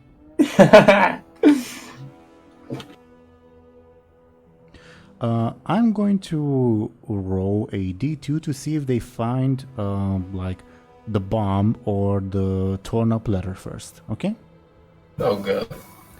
1 will be the bomb, 2 will be the letter. Oh no, bro.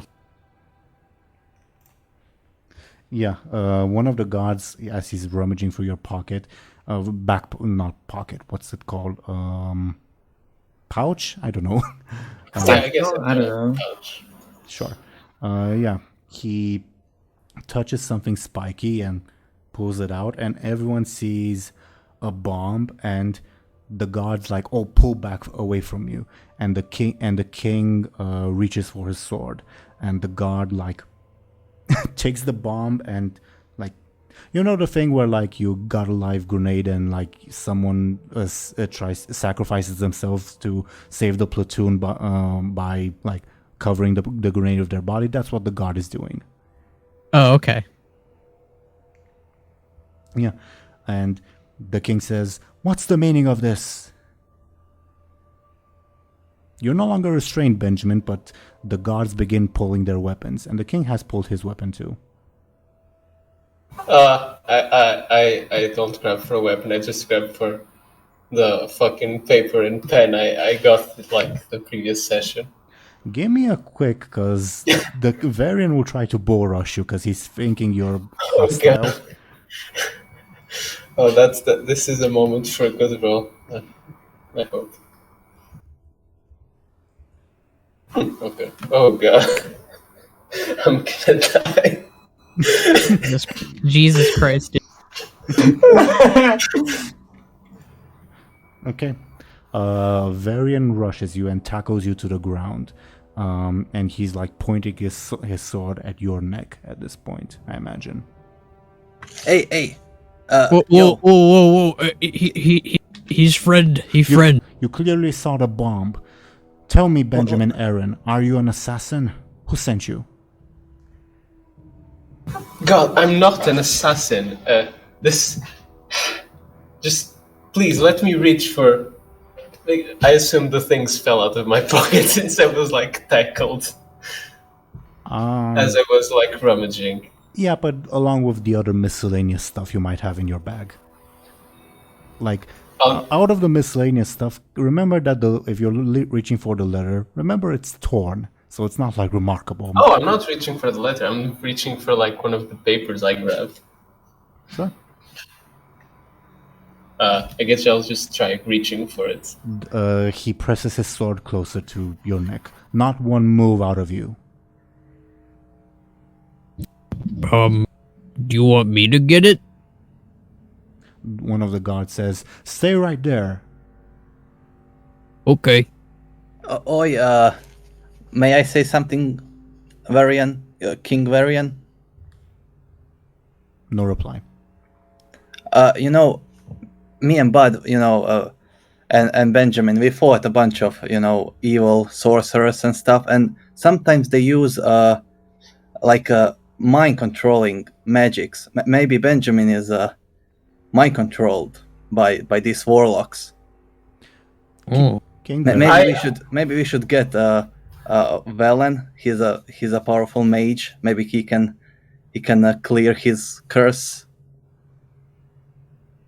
What were you going to say, Thompshire?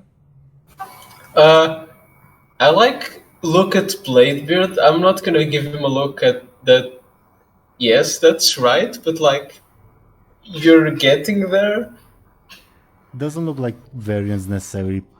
Yeah, I'm just trying to give him a look and not necessarily turn, so I get my throat slashed or my head lopped off. The guard who like dived for your bomb, like he realizes, oh, it hasn't exploded, and he like slowly gets up, and Varian notices this and says, "Sergeant, continue searching his belongings." And the sergeant and another guard will continue rummaging through what you dropped on the ground. What are they going to find there? I mean, I guess there'd be a couple of coins, I guess. Some like relatively miscellaneous everyday items. Mm-hmm. I don't think there's like anything of note there, I think. Unless I'm forgetting something. Well, there's also the scraps of paper, but... Yeah, aside from that, yeah. Weren't you saying you were going to reach for something? Yeah, it's the pen and papers I got like last session. So which ones are that? What do you mean? Because I'm not sure what you're referring to, and I think I'm missing... Last session... The pen and paper he was going to write on while we were in... Me and Benjamin were in the room together. Yeah, I just pocketed them since I right. Okay. Pick that up. I'm going to roll a d20 to see if they will notice the scraps of paper from the implicating letter.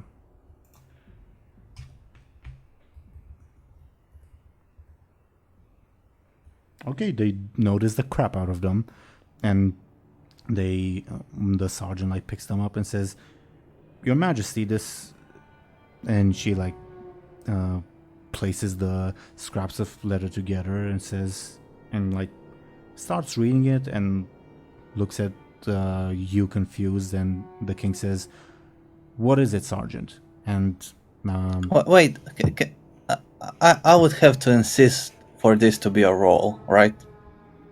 Well, she did roll. Oh, but to kind of piece together the letter, right? Okay. That shouldn't be that easy. The way you ripped it up was like in 3 pieces. Oh, all right then. All right. You didn't like make it like tiny pieces, because we rolled for that, remember? Yeah. I remember. Okay. Yeah. The guard sergeant will look at you and say, "What's this, Benjamin Aaran?"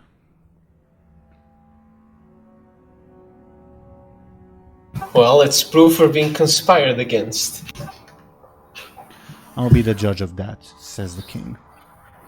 While this is happening, Lyri, what are you doing? I'm still looking for a room to sneak in. Okay, so where you're at,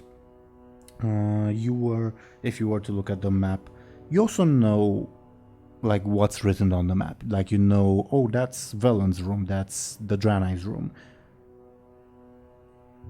Mm-hmm. So do you head in the direction of Velen's room or in the other direction? No, I want an empty room, so I'm gonna go with one of the ones that... I'm gonna go with like the opposite direction. So I'm like, okay. I'm assuming the ones in the bomb room are gonna be empty.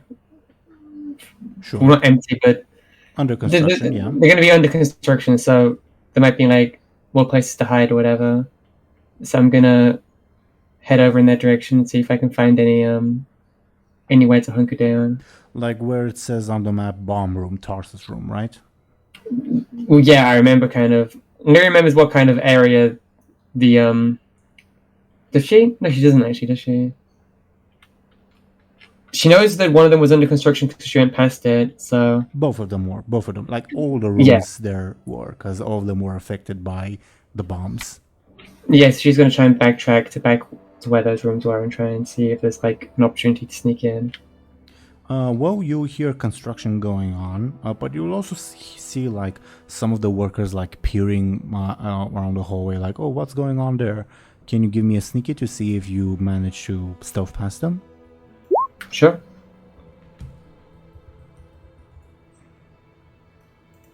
Yeah, you do without any difficulty.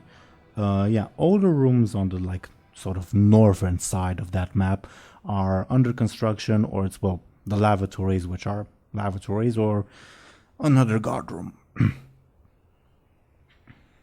I try and like peer into one of the rooms and see if there's any like people construction anything. Yeah, they're more or less on break right now because of the commotion happening on the other side of these rooms. But they're like discussing, "Oh, what do you think happened? Oh, that sounded bad. What happened over there?" Yeah, you'll hear like basic gossip going around. If you were to walk into like either the quote-unquote bomb room or the room next to the staff lavatories, those are more heavily damaged. Like they're open to like the night sky, let's say. Any other room, they're more or less intact, but there's still construction work, like repair work going on. Lyri will go into like I guess one of the bomb rooms where like a massive hall. Yeah, you do. She's going to assess how easy it'll be to like I guess find somewhere to hide among the debris.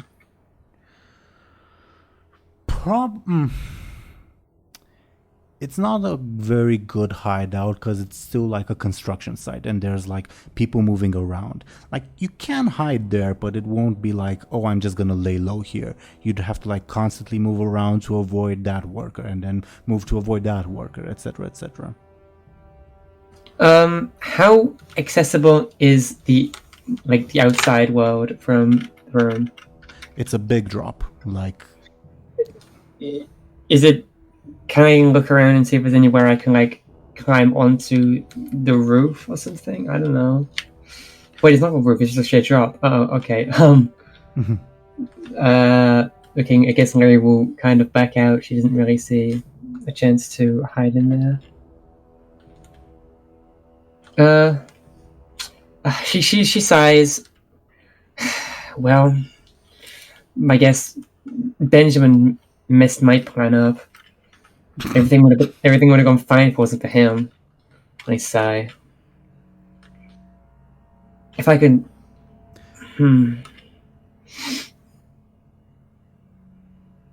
Lyri, I guess, thinks. She kind of like scratches the back of her head.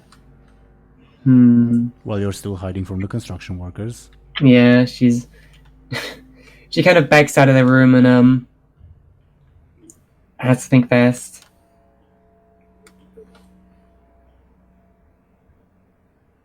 She moves out of the guest quarters. She's gonna start heading towards the probably not the throne room because she knows that's always gonna be heavily guarded. So she's gonna try and sneak into the royal library. Sure. So she's gonna start heading that way. Sure thing. Just to give you more quote-unquote screen time, let's say. As you go into the royal library, the corridors aren't like guarded. Well, they are, but like you'd be easily able to like sidestep any guards. The royal library itself seems to be more or less deserted at this time of the evening. Lyri will quickly, I guess, as she's moving through, look on the shelves and see if she can find the any more editions of the little secret passageway book she has. Give me a careful. Nope. You start to question your ability to read common. Yeah, I'm too stressed for this. I'll do them later. Okay. Lyri kind of just moves through and tries to find like anywhere she can kind of lay low for a bit. The library is like completely empty. You can lay low there without any issues. And as you look around, you'll also see that the library leads into what looks to be like a central hallway of the keep. Okay. Lyri decides to, I guess, camp out there for a little bit and keep an eye on the central hallway in case she sees Benjamin go through. Sure thing. Meanwhile, back at the throne room, you told the king, oh, this is the proof that we are being set up, right? Yeah. Let me check to see what the letter actually says. I can't look at Discord, so don't bother linking it there. So I have to look at my notes. So give me a hot second.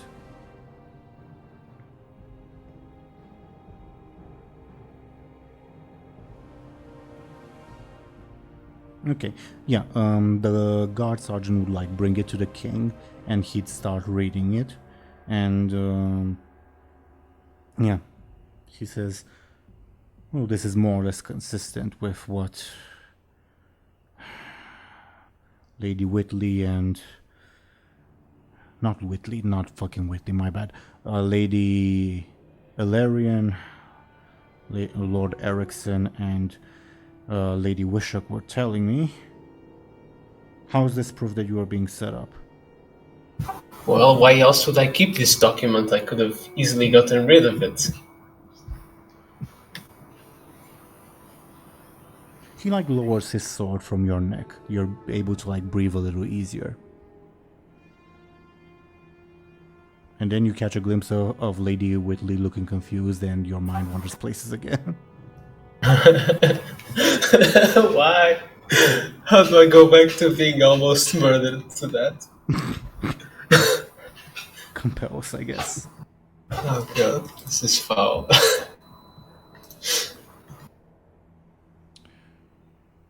Wait, Lord Erickson is on the list, but he was one of your accusers.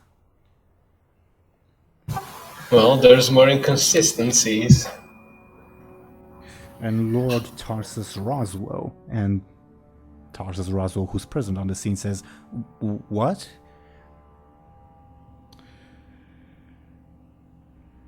This is... Where did you get this? Lyri found it on... Well, I'm not actually sure of this, but she did find it. And where is Lady Lyri? Somewhere around the keep, I'd assume. What? And the guards like look at you in surprise.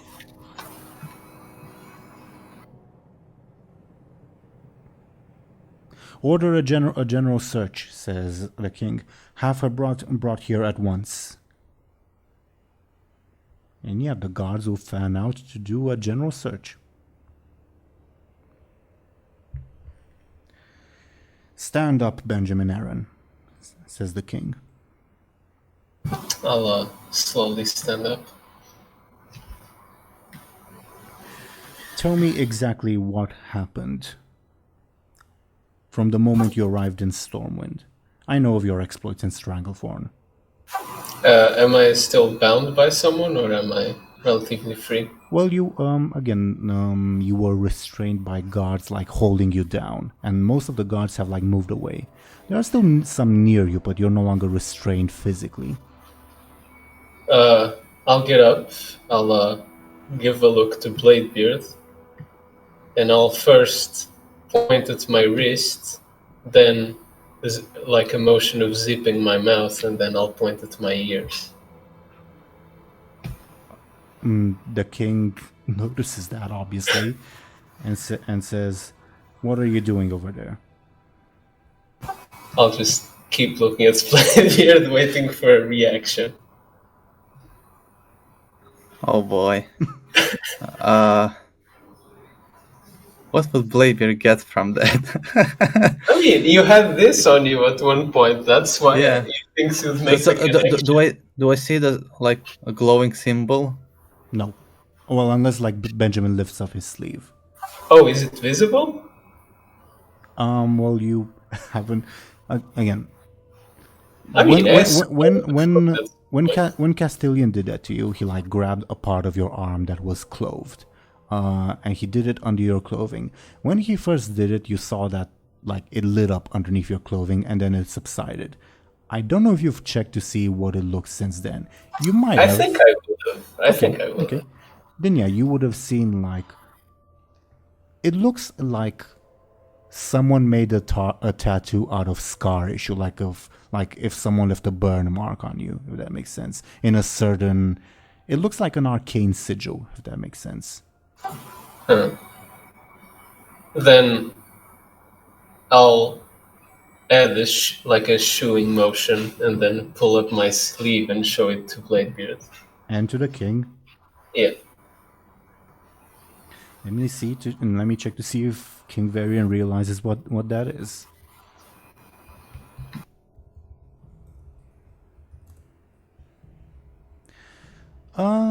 He's getting there, but he won't realize right away. I think. I'll shoo Bladebeard as soon as he's about to talk. Hey. I'll point at my ears again.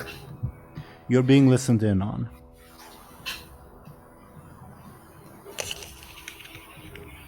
I'll just kind of grit my teeth at this point because he just said it and that wasn't the point. Who is it?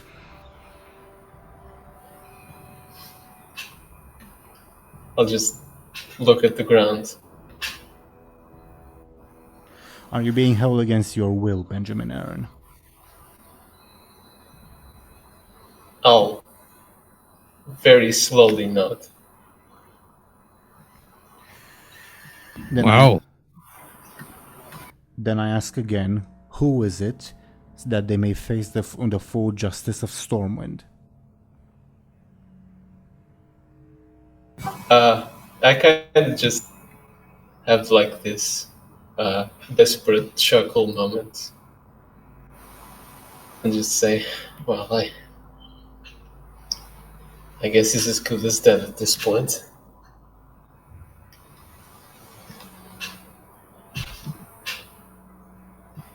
And I just lift my face and just remain silent for a moment.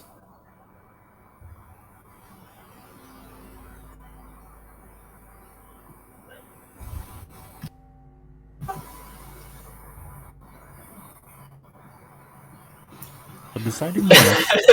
Sorry.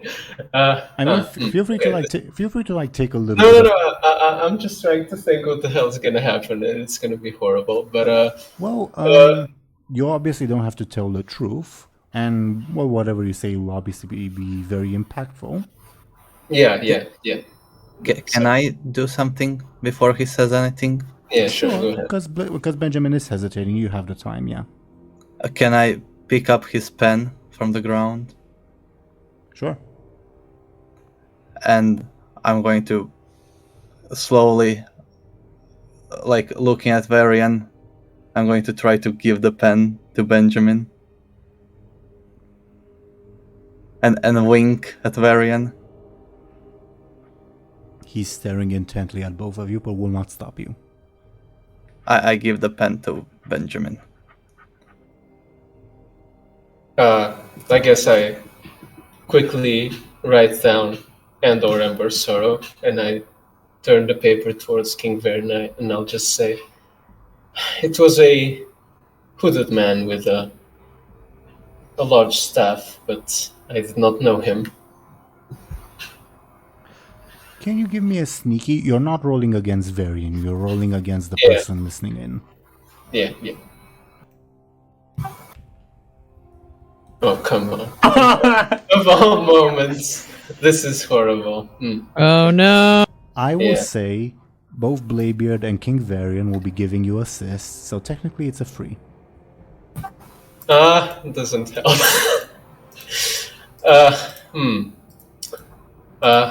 I mean... You have one more fate point, and if... Does that make a difference? Not right now, but you have one more fate point. And also, like, I will allow, like, say, hypothetically, you spend this fate point to improve your roll, but it's not quite good enough. I will allow, like, the other players, if they like, to compel you to resupply you with fate points to improve your roll. Okay. Then I guess I'll go ahead and use the fate points. What are you invoking? I'm gonna invoke Bounty on his head. I guess I've lied before. Using it to reroll, I'm guessing? Yeah, that might be for the best, I think. Give me a reroll. Come on.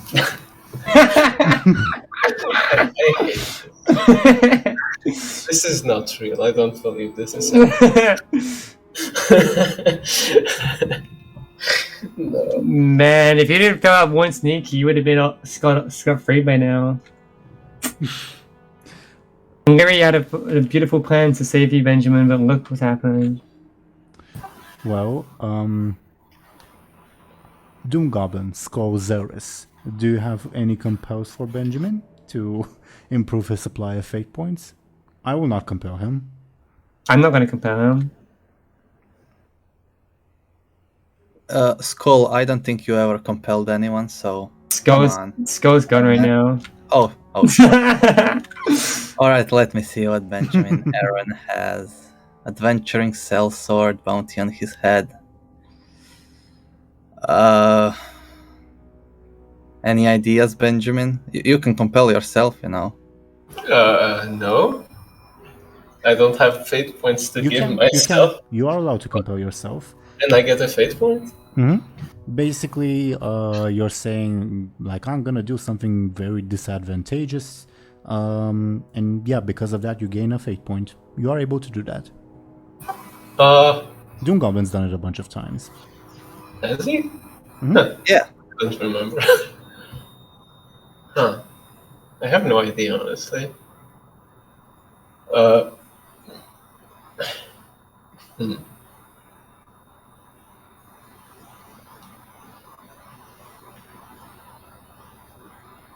Yeah, I'm not sure like what I could compel right now, which is kind of troublesome.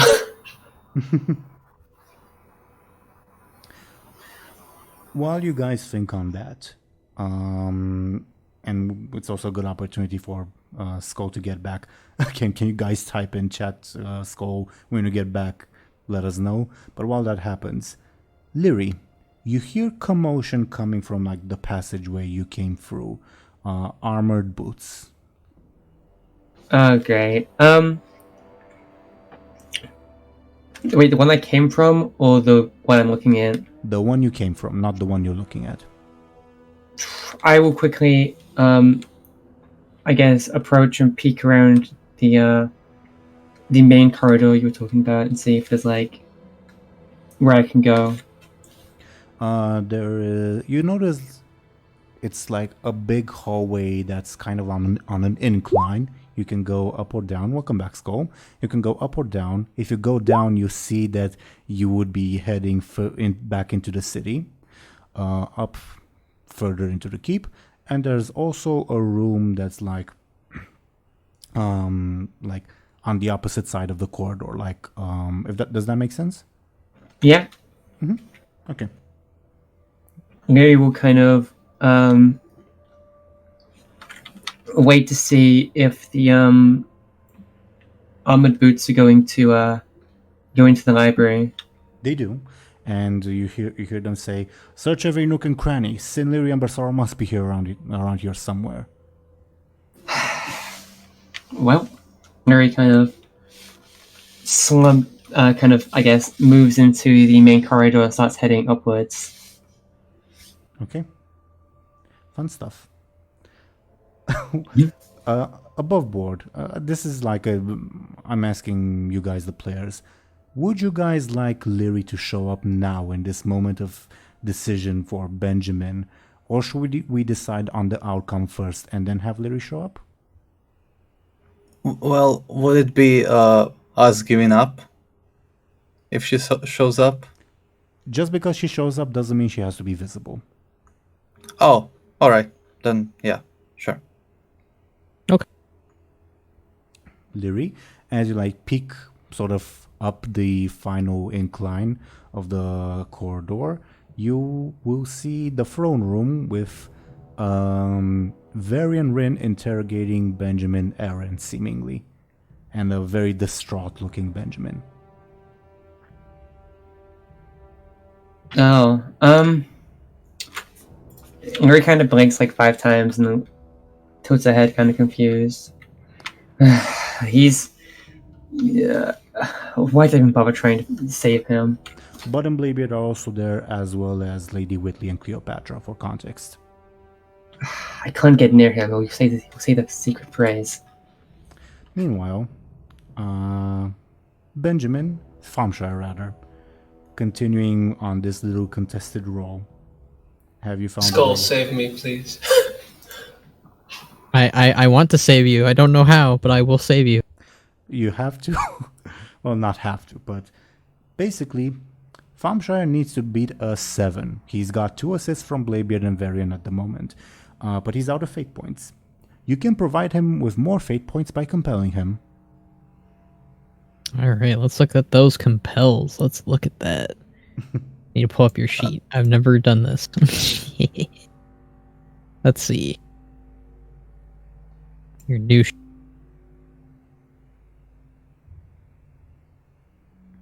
Also, DoomGoblin and Zelris if she wants to, and Thompshire as well.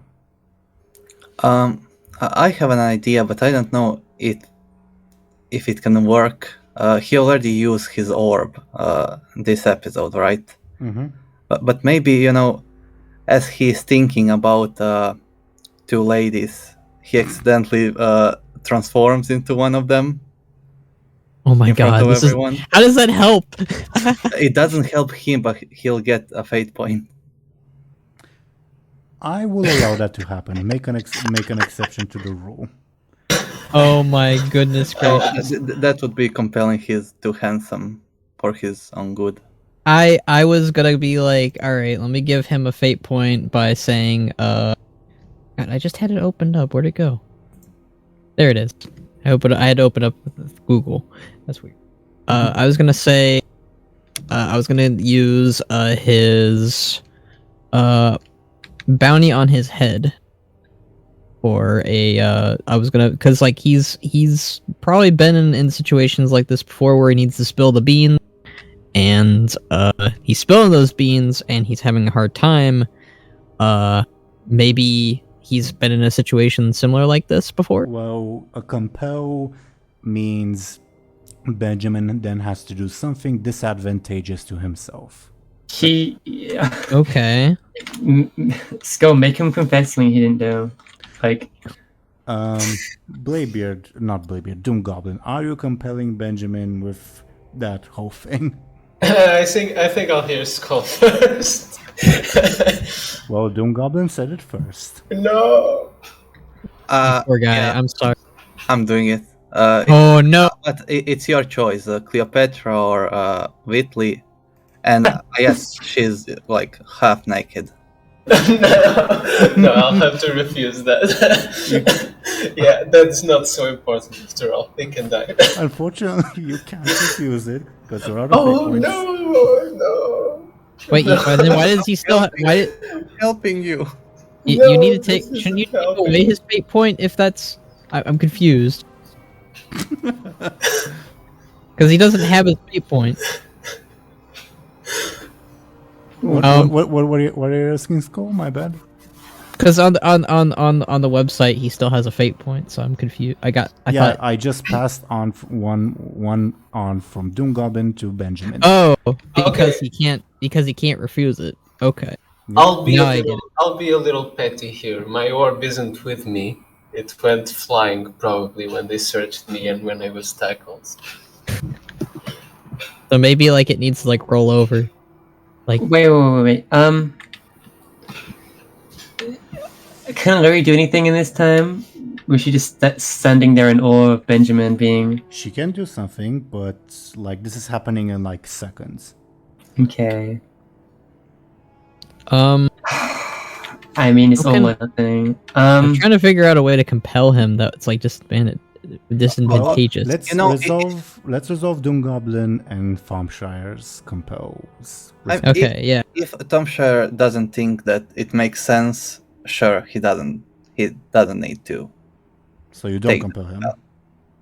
Yeah, I mean, he said that his orb isn't with him. Okay, you don't compel Thompshire. Back to the status quo, I guess.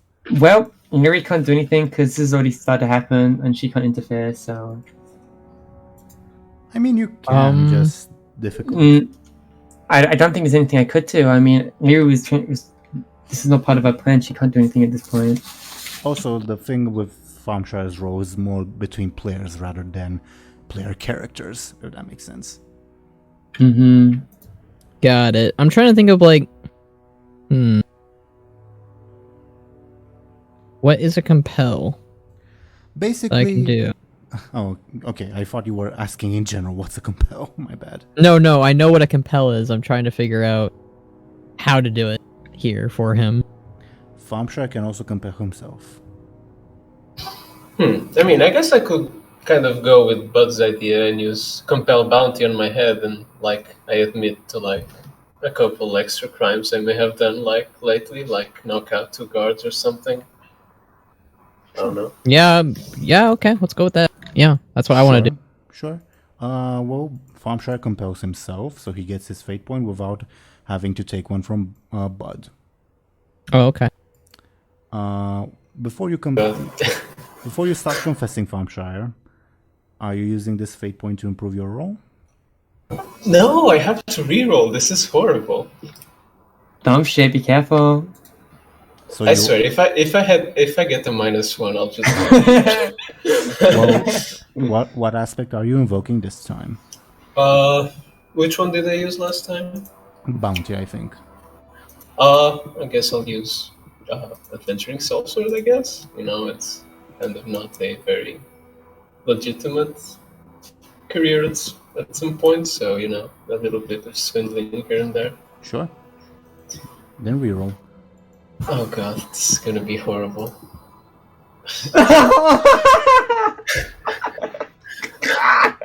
Bruh.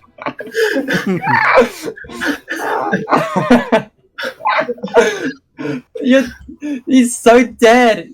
Oh my god, he's brown bread. He's 6 feet under. I'm sorry. Well, This I'm is- not where that is, you know? He's- Oh no. Is there anything I can do to help? No, it's at this point I should just defeat. Damn, dude, I wanted to help. I leave it up to you guys. Do you want to continue this compel, get fate points, try to improve roll thing? Or should we move on with this critical failure? God. No. Hey, only Bladebeard and Varian are helping you. Come on. Yeah, sure. If Varian can become my surrogate, that's fine, I guess. You do have a 2 instead of a 0. Well, I guess that's something. Well, you know, let's go for it. I'll accept my defeat. Okay. And also, so you say a hooded man put this on me. I don't know anything else or whatever, but you get the inkling that something bad's happening on the other end of your little radio. And you also compel yourself to confess to a bunch of other crimes. Oh no! By the way, is my sword close by? On the ground. Okay. I think I'm gonna do something very stupid, but okay. Oh no, you are not going to do this. You are not. Cut off Okay. your hand. No, that's not it. I'll just cut off like a big piece of like my. Oh no. But I guess what's the man? He had me knock out a couple of guards and find Bladebeard and Buhd and bring him to him.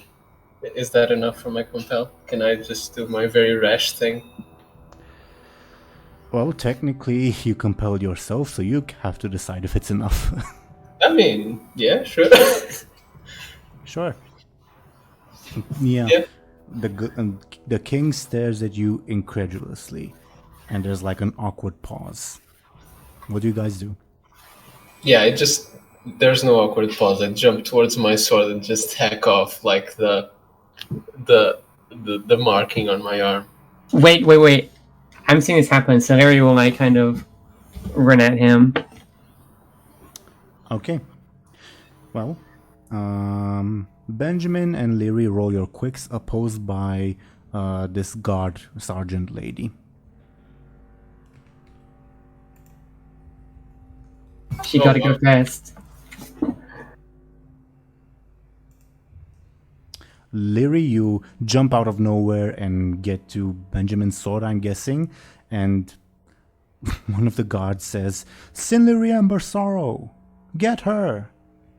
I will attempt to, as recklessly as I can, without any precaution. Actually, first I'll fire my gun. You know what? Can't you like Silence. mana tap this thing or something? The whole scheme was I was going to try and use the blow dart on you and then get rid of it, but it's not happening now. So yeah, I fire my gun on You're using your stunt, I'm guessing. yes, she's my stun. Everyone's stunned. I will immediately try to first mana tap the thing on Benjamin's wrist. Yeah, you will definitely remove the spell. Can you give me a careful roll to see if you don't take anything else from him? Okay, you, with perfect control, you just remove the spell from Benjamin's arm. That was more worth than it was. That was more trouble than it was worth, Benjamin. I'll kind of grab Lyri by the what's it called?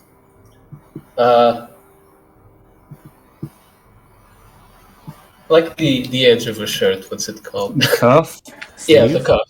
Yeah, the cuff. Yeah, the cuff. Exactly. I'll just kind of grab by the cuff and just say, "Fuck, they're gonna get my dad."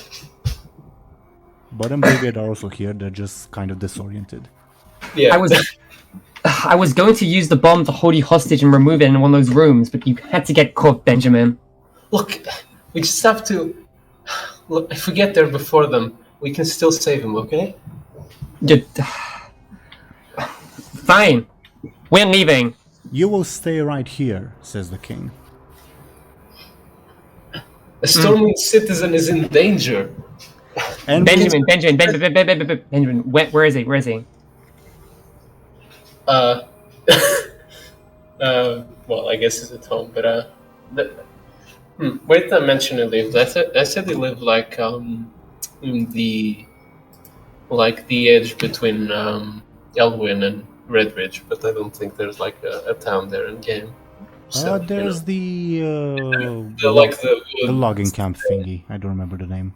Yeah, let's pretend there's like a village there or something. We can. It's there, yeah. I explained the location or whatever. Yeah. I'm assuming the king can hear you, right? Yeah, for sure. That's so far away, Benjamin. We'll safeguard this citizen, but you will stay right here. The king is yelling, but he can't see you. You can barely see him. Like, you see that he's like yelling at a wall apparently. Oh. I kind of just stop holding Lyri and I just drop my face on the floor. At this point, I've just kind of... No, I don't think so. I think Benjamin Aaran is going to start running because he has a bounty on his head. Yeah, he has a bounty on his head. You're compelling him? Yeah. Yeah. You know what? That's true. Lyri will see him running and will go with him, stop running as well.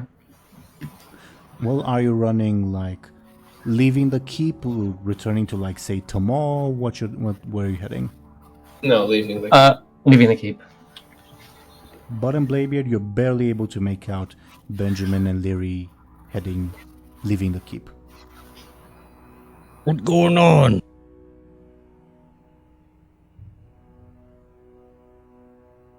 Oh boy, should we run?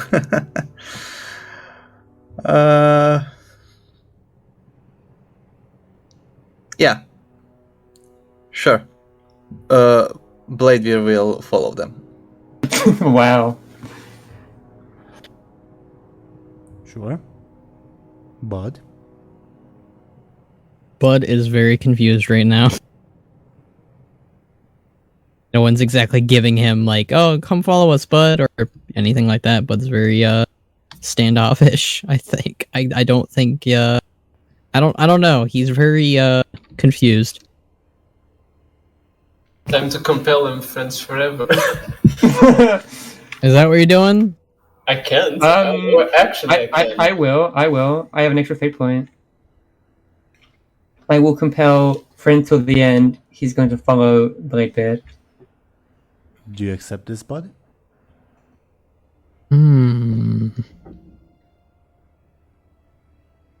I will not.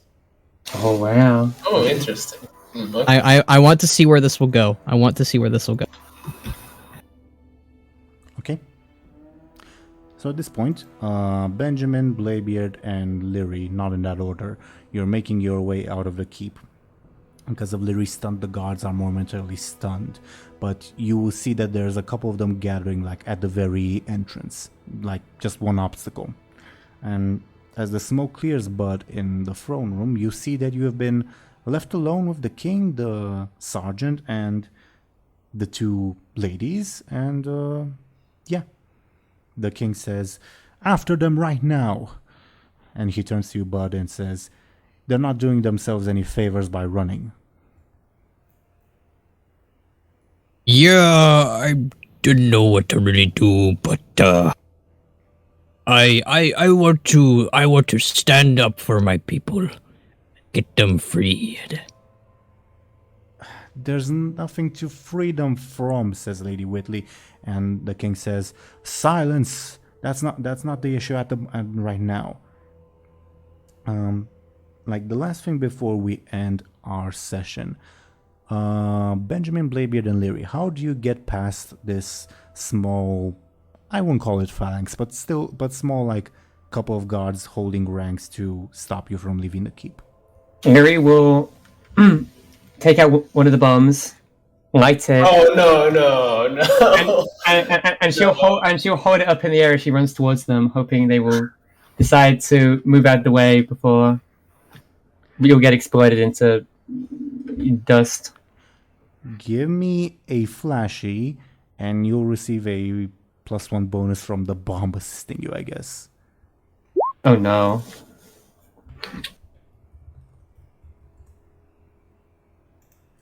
The guards stand strong. I guess I will throw the bomb at them. Oh god, no. Give me a quick with again a +1.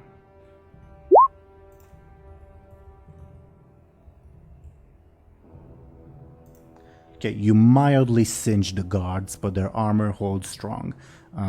You've created like a cover of fire, let's say.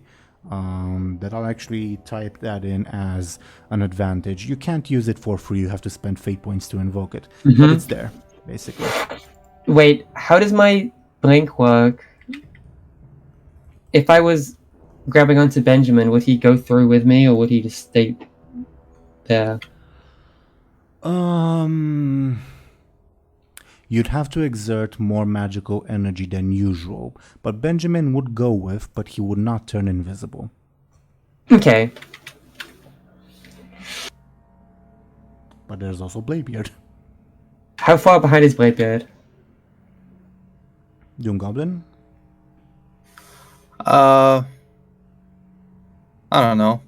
I mean, he's pretty quick. Maybe we should roll quick for him. I don't know. Sure, give me a post-quick rolls. And the bigger the gap, the farther behind you'll be. Part of me is ahead of me somehow. He's close enough by.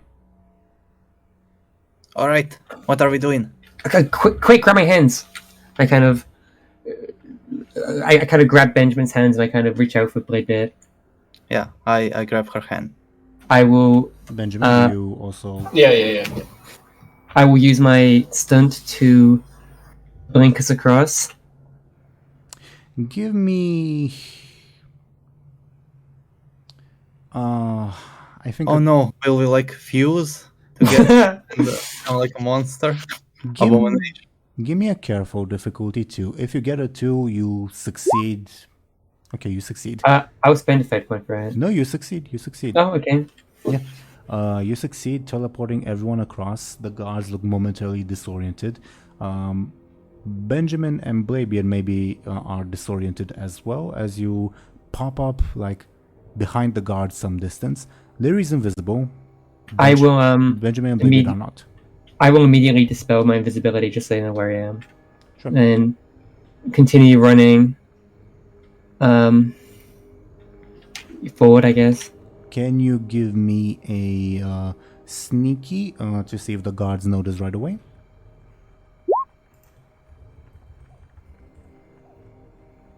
Okay. Yeah, they immediately realize a blink spell. They're behind us. Can I use a cover of fire?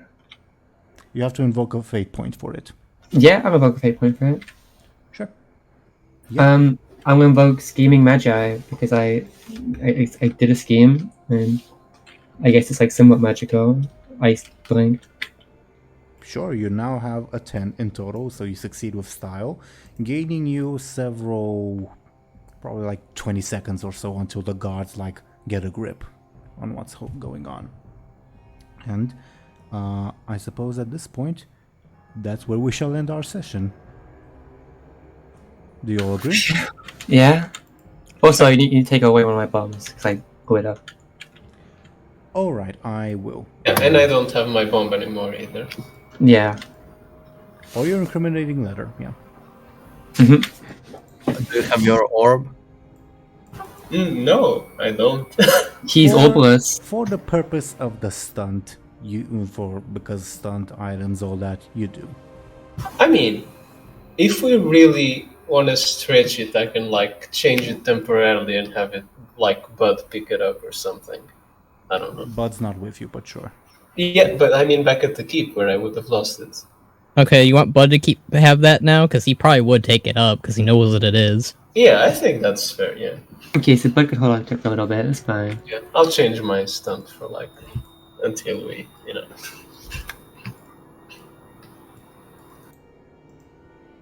Okay.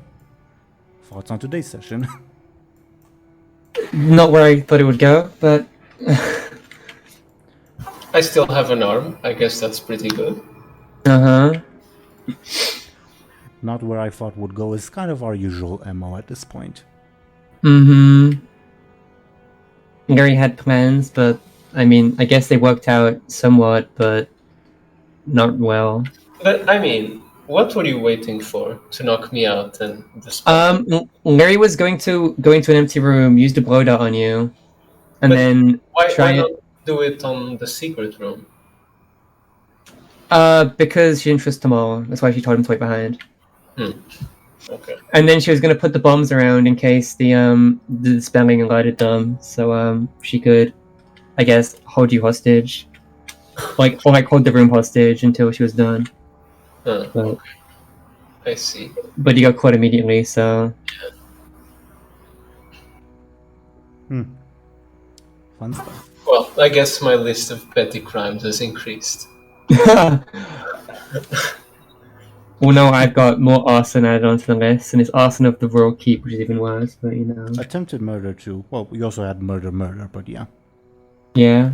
I mean, I'm the one who crimes matter the least too, but Yeah. You guys are in hot water, definitely, but like the king does also understand the situation that there's someone around the Eastvale logging camp that's in danger because Benjamin spilled the beans. yeah. I guess we'll see where that goes. Yeah, I guess we will see where that goes. What else? Oh yeah, Skoll, but Genuinely curious, what motivated your decision to refuse DoomGoblin's compel? Or was it Zelris's? I don't know. It was my compel. My bad. It was Zelris. Well, I'm sure it would have been someone, but yeah, it was Zelris. I like the idea of Buhd remaining behind because of his quest to help out his people. Sure. Overall, like, I just feel like it's more like, I don't like separating Buhd from the crew because I love it when Bud's with everyone, but I feel like in this situation, while he's uncomfortable around these two nobles, he still wants to help out his people. Fun thing, I like when you guys were in like the Brawlers Guild break room, and I wasn't sure. Oh, were you going to go with Miracle or whatever? One of the options I thought of was, what if they go to rescue the ogres? And I actually designed like a boss fight centered around Buhd, but not one Buhd can do alone. Yeah, no, I figure it's one of those situations where it's like, Buhd might need some help to get his people back, which is why I'm more advocating for him to be vocal about it than actually taking action. And that's why I was like, I'm gonna let Buhd stay behind. I'm gonna let him do something here. Sure thing.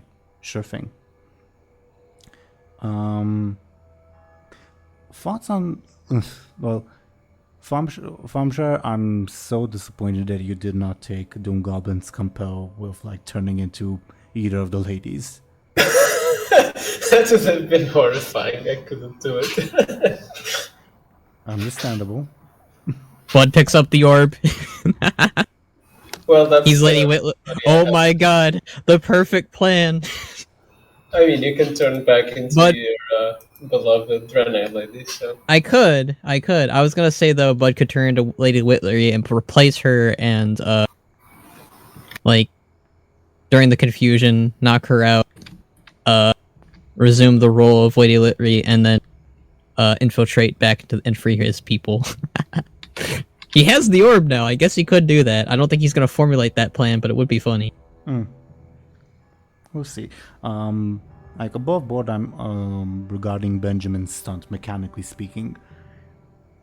We can like transfer it to Buhd for the next few sessions, I guess. Yeah, seems that way. That's my idea, like, have Buhd swap out one of his stunts, and I'd swap out one of mine for, like, another temporary one. I can do that. Or we can just like transfer it from Benjamin to Buhd. Benjamin, you'd have an extra fate point, and Buhd would have one less. We'll see. Well, yeah, sure, works too. Something to think about. We don't have to decide now. Yeah. Okay. This session was fun, chaotic, in a good way, as usual. And I guess we'll see what happens in the future. Stressful at the end, oh my god. Yeah.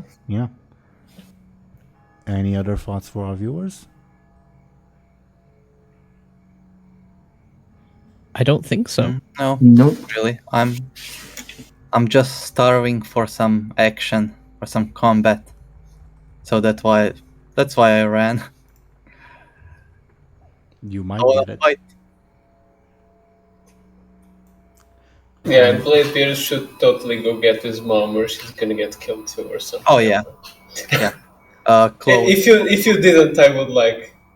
Not sure what I would compel, but, you know, I'd look for something. No, he knows. Okay. Messed up stuff. Fun. Okay. Shall we move into our shoutouts then, as I rolled triple ones? Yeah, sure. Okay.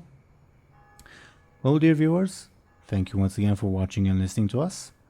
I'm going to ask these lovely people to talk about themselves a little bit, and the dice have decided that Zelris should go ahead first and talk about herself and what she's doing. Can you please go ahead? Yeah, my name is Zelris, and I make WoW stuff on Twitter. And that's what I do. And Yeah. And she's great at it. Go follow her, check out her YouTube and all that. She's great at it. Thank you very much. Next, according to the dice, we have DoomGoblin. Can you please go ahead and talk about yourself and what you're doing? Yeah, sure. I'm DoomGoblin and I do WoW stuff on Twitter. But WoW as in you say wow when you see my work. You do that, yeah. Fun little thing.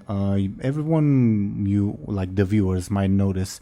I have a new icon to represent how the push to talk, not a push to talk.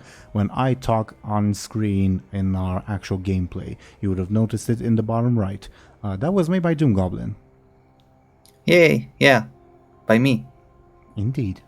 Yeah. So do check him out. His artwork is awesome. And next we have Sir Thompshire. Can you please go ahead and talk about yourself and what you're doing? Oh, yeah, sure. You can find me both on YouTube and Twitter as Sir Thompshire, where I make machinima. Well, rarely, I guess. But I've also been getting back into making renders for the series, and I'll post them every Sunday, so you can feel free to check that out. They are very well done. You've seen some of them on screen in the past few episodes. So go check out Sir Thompshire. Thank you very much. And next, we have the owner of the channel you all are watching this on, Skoll Shorties. Can you please go ahead and talk about yourself and what you're doing? Yes, I can do that. I am Skoll Shorties, and I make a lot of World of Warcraft content on my channel, be it lore videos, speculation videos, anime openings, machinima, lots of WoW stuff. And you can find me both on the YouTubes right here, and on Twitter, and on Twitch. And you could also follow me for other reasons besides WoW, but I don't really do stuff that often with that. Yeah, he's awesome. Go check him out. Thank you very much. And I was your Dungeon Master, Game Master Teeironor. I do this series. I do another series called Legacy of the Runeland that's set in a homebrew universe. That's a lot of fun. So go check that out.